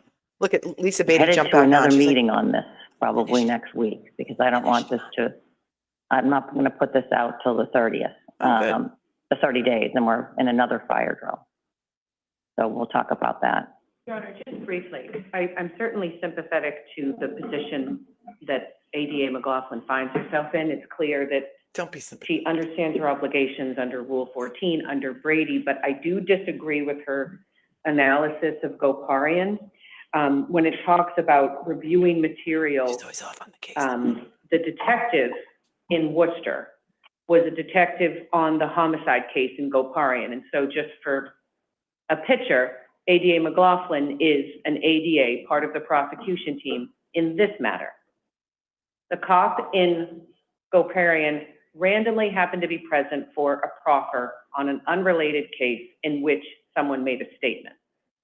So Goparian went on to specifically state that the law demands at the very least that the prosecutors ask other members of the prosecution team whether exculpatory information exists. So to me, that combined with Brady and combined with Goparian impose a duty for her to look. I understand that she is, and I agree, the 2 paragraphs on the protective order, I think, are very clear. But I don't think it's an automatically resolves her or the rest of the team to just not look because they can't. So I think it's a long way of me saying we might have to end up litigating something in federal court. And so I think we do need to kind of figure if the motion, the protective order can be expanded insofar as ADA McLaughlin has to do a specific review for this case, guided by the revised Mass Rules of Criminal Procedure, Section 14, that gives a very clear description of what in fact is considered exculpatory. Mm-hmm. Your Honor, may I be heard briefly? Oh, yeah, she I jumped right back apologize in. for Yeah. interrupting. These are exactly the issues that we are in communication with the U.S. Attorney's Office, and I can promise the court that I can address this specific case and this specific request that this court is making at this time when I speak with them, if you would give us All some right. additional time. I will, and I appreciate you specifically raising this because I think we have, I don't want to get, particularly in light of the schedule in this case, I don't want to get dragged down with the other cases that are not in a similar posture. The unique situation here is that ADA McLaughlin has already seen the materials. It's not disclosure to any, she right. saw them in connection with another task. With the Reed case. But it's not like a new person is coming on or a new set of people are coming on at this moment. So that might give us a swifter direction to a better result. So I'll give you some time to see if we can sort that out. Thank you very much. She's jumping in to try and throw her a life All right. preserver. So those are the motions that we had to hear. We're going to set a status on this last issue for next week. Madam Clerk, what do we have? Bang, bang, tick tock. We're taking this boom. case. I'm just hoping we can appear by Zoom. The Porges is going to be, Attorney Porges is going to be on trial. I'm on vacation, but I'm glad to appear by Zoom. Yes. You're welcome here and you're welcome to appear by Zoom. Thank you, Your Honor. So, Madam Clerk, what does our next week look like? Next Friday. Okay. Senator, if you're willing to, I'm sorry, Madam Clerk, if everyone's available for a 2 or 3 p.m., I might be able to get permission just to hop on at court. Okay. But if I might not, I'm just throwing it out there. That's fine, Your Honor. Is 2 or 3 p.m. better? Well, I don't want everyone to schedule around me. I mean, I do, but I could be in the middle of a witness and the judge is like, I can't let you. Right. But it's just, there's a higher likelihood. Well, why don't we schedule it at 2, knowing that probably somebody could, I don't know who you're before, but they might be able, they take another 10 minutes. And he's lovely. I'm sure he would. I just don't know where we're going to be. So Friday the 1st? No, any day but Friday. Oh, any day but Friday. Sorry, I apologize. The 31st is that available?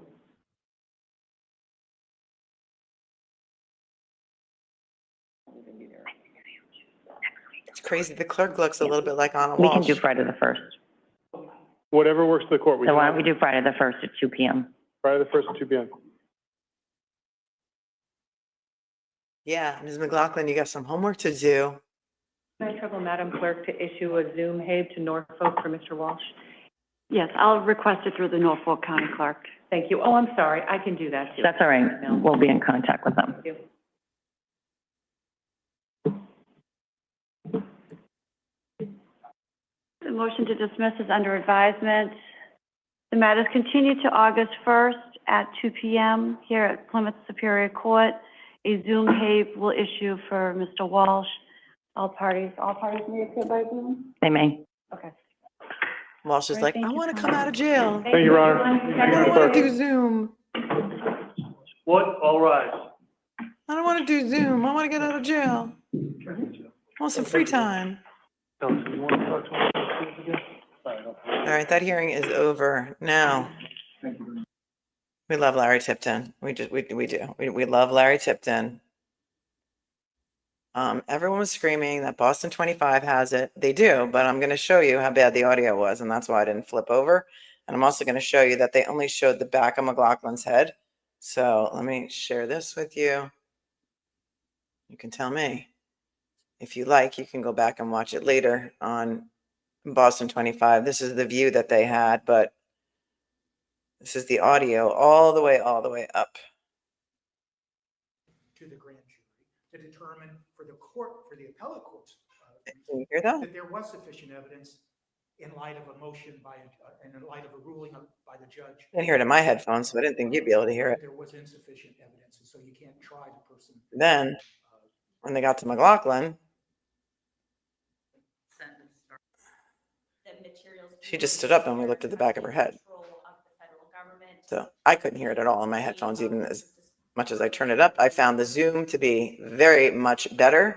And so all the people that were screaming in the chat about switch to Boston 25, trust me when I tell you this ain't my first rodeo. You know what I'm doing.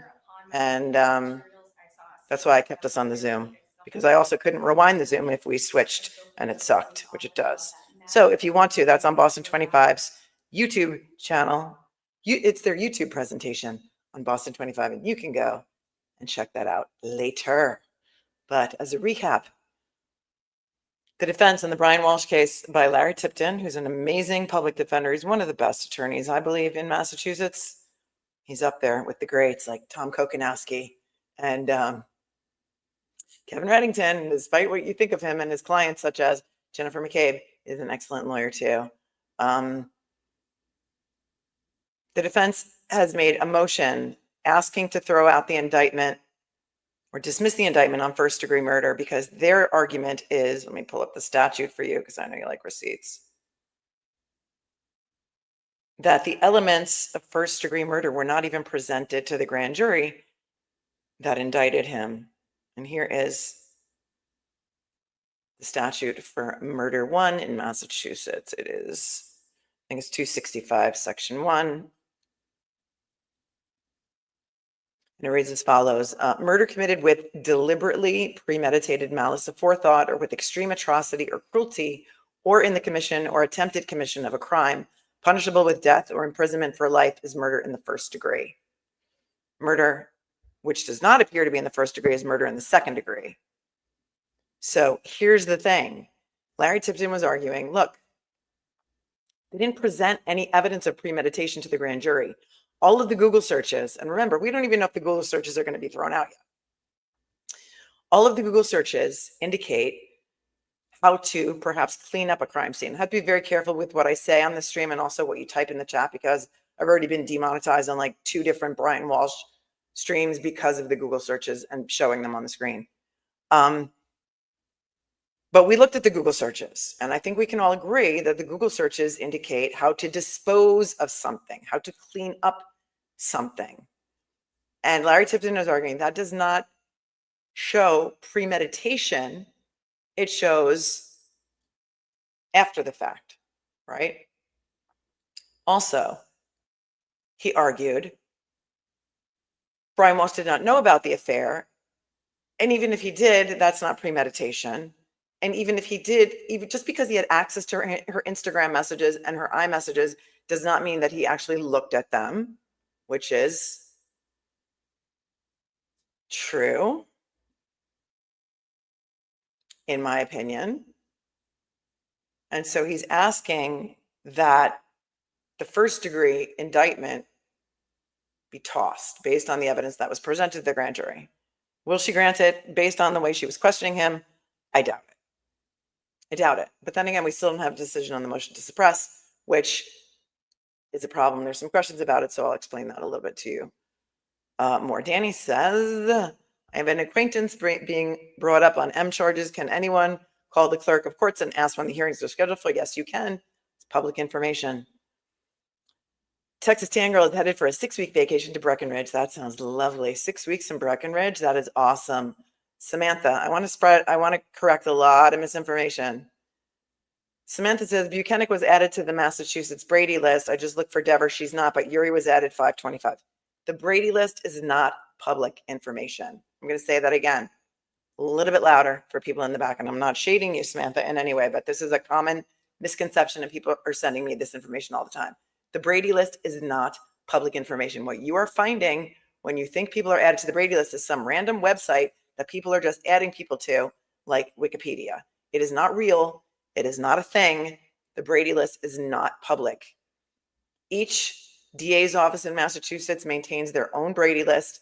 And so please, when you find those things, no, they're not accurate. It's not a real thing. Crazy Cat Lady, thanks for your super chat, says, has the judge ever ruled on the suppression motion? No. No. 50 Shades of Yuri pointing out, for those wondering why the judge keeps asking questions, this is quite a common approach. It is the judge's job to challenge the lawyer and argument. She will do the same with the Commonwealth. It's not so common in Massachusetts. We didn't see this with Judge Cannoni a lot at all. I don't even think ever, really.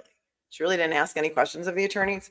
It is very common in appellate court, but I haven't seen it a lot in Massachusetts, but it is interesting to me because the judge knows a lot about the case, and you could tell. You could tell.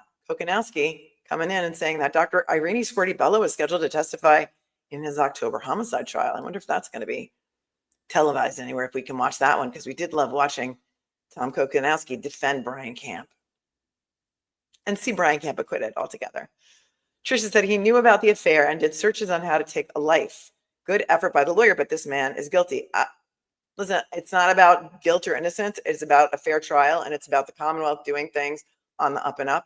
And I do not think that any of the searches that I recall him making had anything to do with taking a life. It had to do with cleaning up afterwards, how to dispose of as such body. If anybody can point me in the direction of any searches that he made about how to actually do it, please let me know.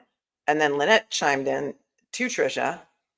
Exactly. Thank you. It's not like they're going to find video of this guy killing her. There's plenty of evidence. Norfolk needs a complete overhaul, but Brian Walshe does not need a fan club. I don't think that there is a fan club for Brian Walshe. I am certainly not president of any fan club for Brian Walshe.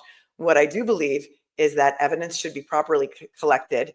And I do believe that Michael Proctor, Yuri Buchanan, Brian Tully, Fanning, and all the rest of them have been overstepping the boundaries of what is fair and what is legal for decades, for however long they've been there. We know Adam Lally's been there for 20 years, and we watched the hearing on Miles King, and he had search warrants from 4 years ago that he never turned over and doesn't really have a good reason for it.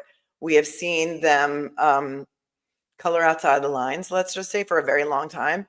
And evidence has to be obtained legally. And if it's not, it needs to be suppressed. And until some real guilty people start going free in Massachusetts, I don't think anybody's going to wake up. That's my opinion. I would rather see one guilty person go free than one innocent person incarcerated. So this isn't about a fan club for Brian Walshe, but there is a fan club for the Constitution, says EMAC 11. And that's not what we're doing here. We're talking about corruption in the Commonwealth. This guy could be guilty as hell. This guy could have cleaned up something that someone else did. We don't know. What we do know is that the Massachusetts State Police, i.e. Michael Proctor, did a complete phone dump on Brian Walshe's devices after there was an agreement in writing between Michael Marcy's right hand, Lynn Beland, and Brian Walshe's attorney that they could search his phone and the kid's iPad for communications between Brian and Anna for a 1 week period. They took his phones, they did a complete and total extraction, returned his phones to him, his devices, within 18 hours, and then they looked at all the information on the phones, not just the communications, which is a big problem in my opinion. And through those through the phone dump, they got the Google searches. That's how they got them. And through the phone dump, they got his location data. And through his location data, they went to Home Depot and Home Goods, and they found the video and the surveillance video of him. And they went to the dumpsters, and they found things in the dumpsters like a Tyvek suit. They found him at Home Depot buying a Tyvek suit. And they find the Tyvek suit in a dumpster near where his phone was. But all of that information was fruits of the poisonous tree. If they did not have a proper warrant to search that phone, it's a problem. It's a problem for them. She has not ruled on that motion yet, which I think is more important than the motion to dismiss, which is 90% of the time denied. So Scott McGinn is pointing out, who cares if he knew about the affair or not? The Commonwealth had to show premeditation to the grand jury for the first degree indictment. Right. We just looked at the statute. And then Interesting said if he had access to her message and Instagram, he absolutely knew. A lot of people were chiming in the chat that they have access to their spouse's phone and they don't look. So, I mean, I don't know what messages were in there between her and the guy who's been ousted as her paramour, who looks like he's a real estate agent or something in DC. And then Hannah says, but isn't it reasonable inference that if he had access to her messages, he read them, especially when she was not home for the holidays like Thanksgiving? we can't base indictments on inferences. I think we need to have a little bit more than that, right? So, the Commonwealth getting up there and thanks, Anna, for your super chat, getting up there and saying, well, it can be inferred. I mean, that's not really the question, right? And Hannah also says, I want ramifications for the MSP's horrible protocols, but I don't want this POS to get off for killing his wife. Read the indictment. There's strong evidence, right? But again, all of that evidence was obtained by going outside the scope of the consent warrant and searching and doing a total extraction on his phones. So there's that. Well, thank you, Stavo girl. Thank you. Thank you for your super chat.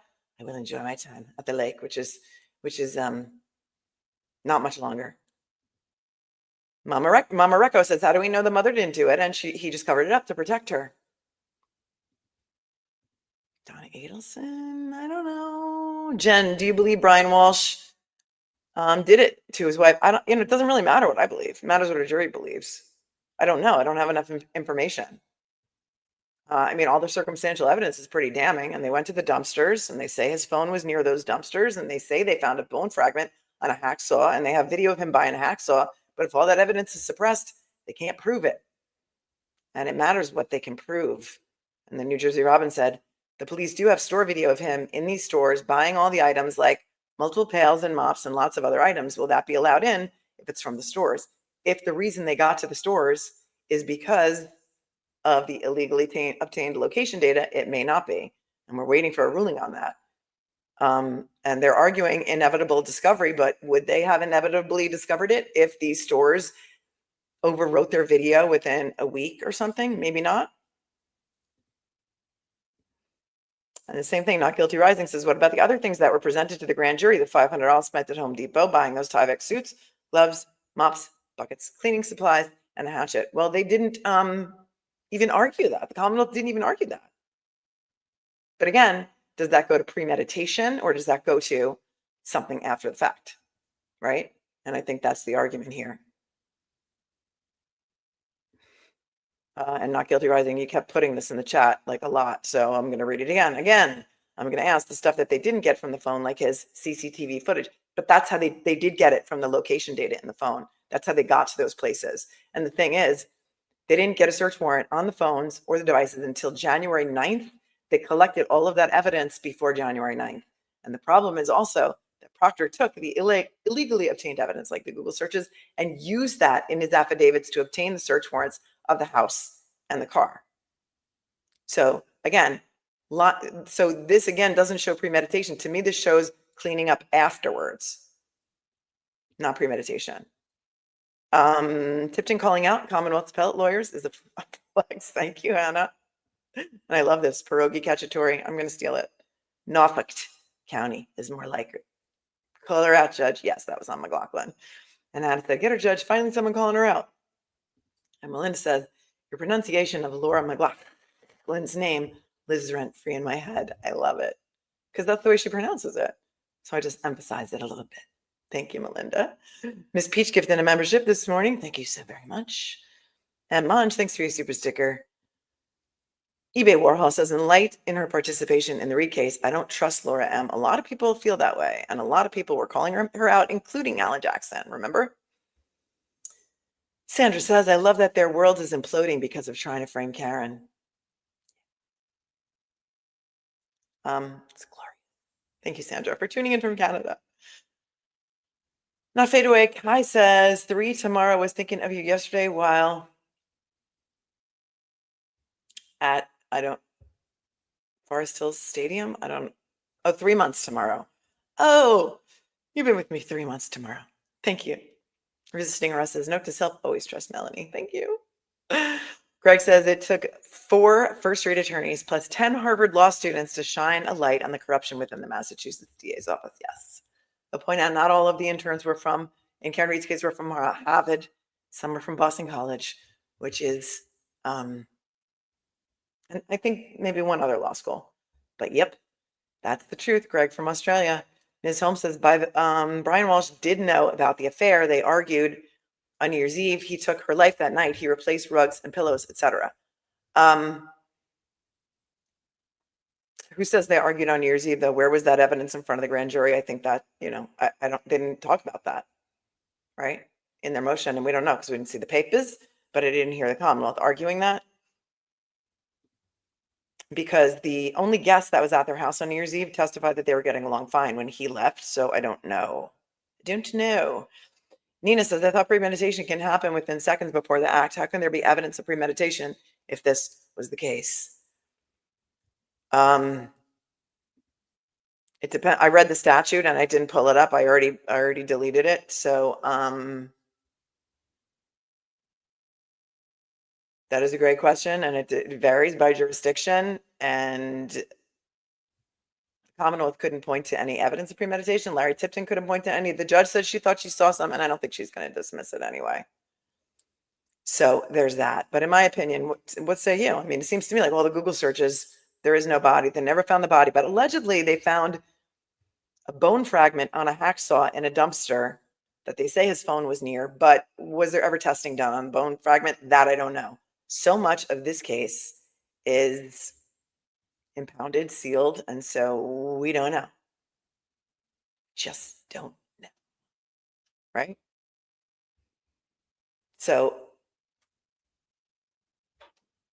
I don't know if they ever tested the bone fragment. You guys can let me know if you know. Thank you, Chandra, who says, thank you for helping all of us understand the law better. It's appreciated more than you know. Your coverage of the Karen retrial was my go-to channel for information. Thank you, Chandra. Katie says, on Cash App, see how to fix a drug scandal, deep MSP corruption. A lot of people have pointed that out to me. I have not watched it yet. Is it worth watching?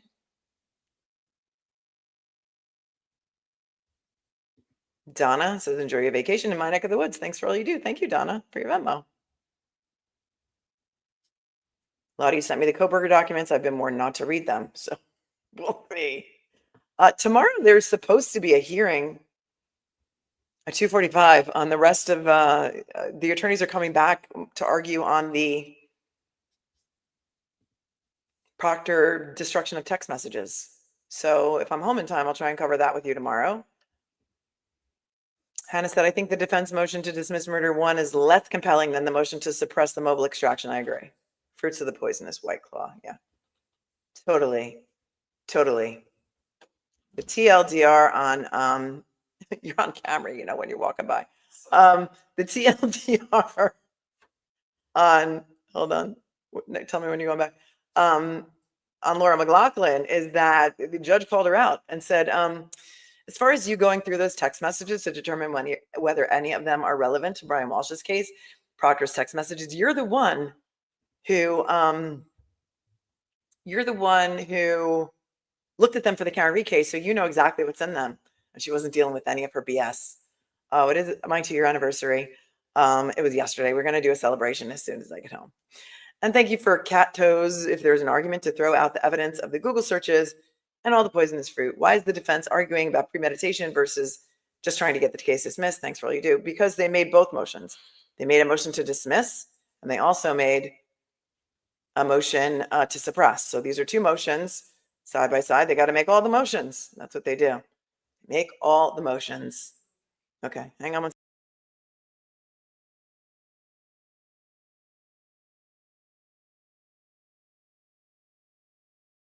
You got to argue everything. When you want your case dismissed, argue everything. Argue getting evidence thrown out and argue suppressing evidence. So there's that. Thank you for your 20 cat toes.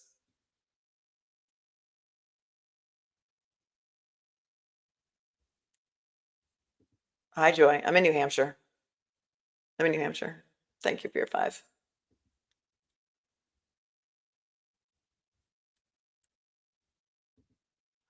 Wendy says he would 100% Google the best ways to end your wife. Right, exactly.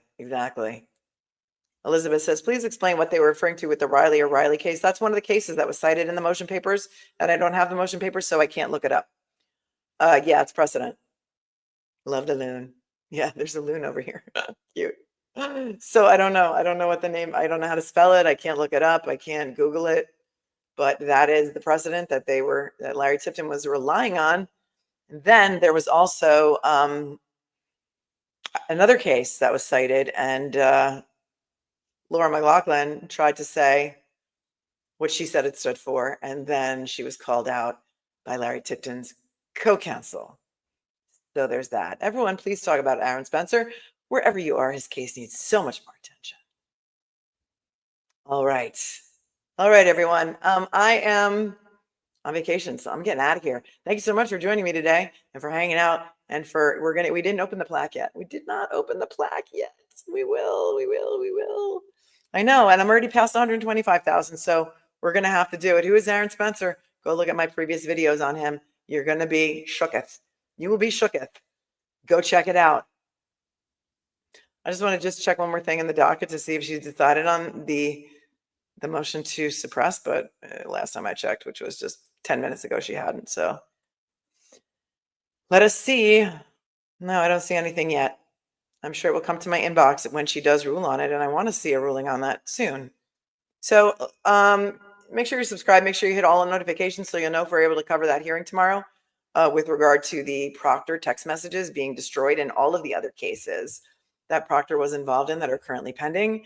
And all of the defense attorneys were just notified one day before they were set to be destroyed, which was 30 days from the end of the Karen Reed trial, which was July 18th. And the judge has put it over, and there's supposed to be a hearing tomorrow at 2:45 in Norfolk Superior. So we'll try and cover that. Thank you, moderators, for keeping it classy today. It is never easy to cover anything from Norfolk County, as you know, or Norfolk County, as we're going to call it from now on. So stay cool, stay kind, stay classy. I love you with all of my heart. If I don't see you soon, I'm not going to die, but I'm going to see you real soon. If you don't follow me on Instagram, that's where I put all my Dave Matthews coverage from last night. So go check it out. And everybody, have a great rest of your day. I'll see you real soon. I don't even know what day it is. What day? Oh, it's Thursday. Have a great rest of your day. Tell me where I can get a good lobster roll in these parts in the comments. All right. Stay cool. Peace, everyone.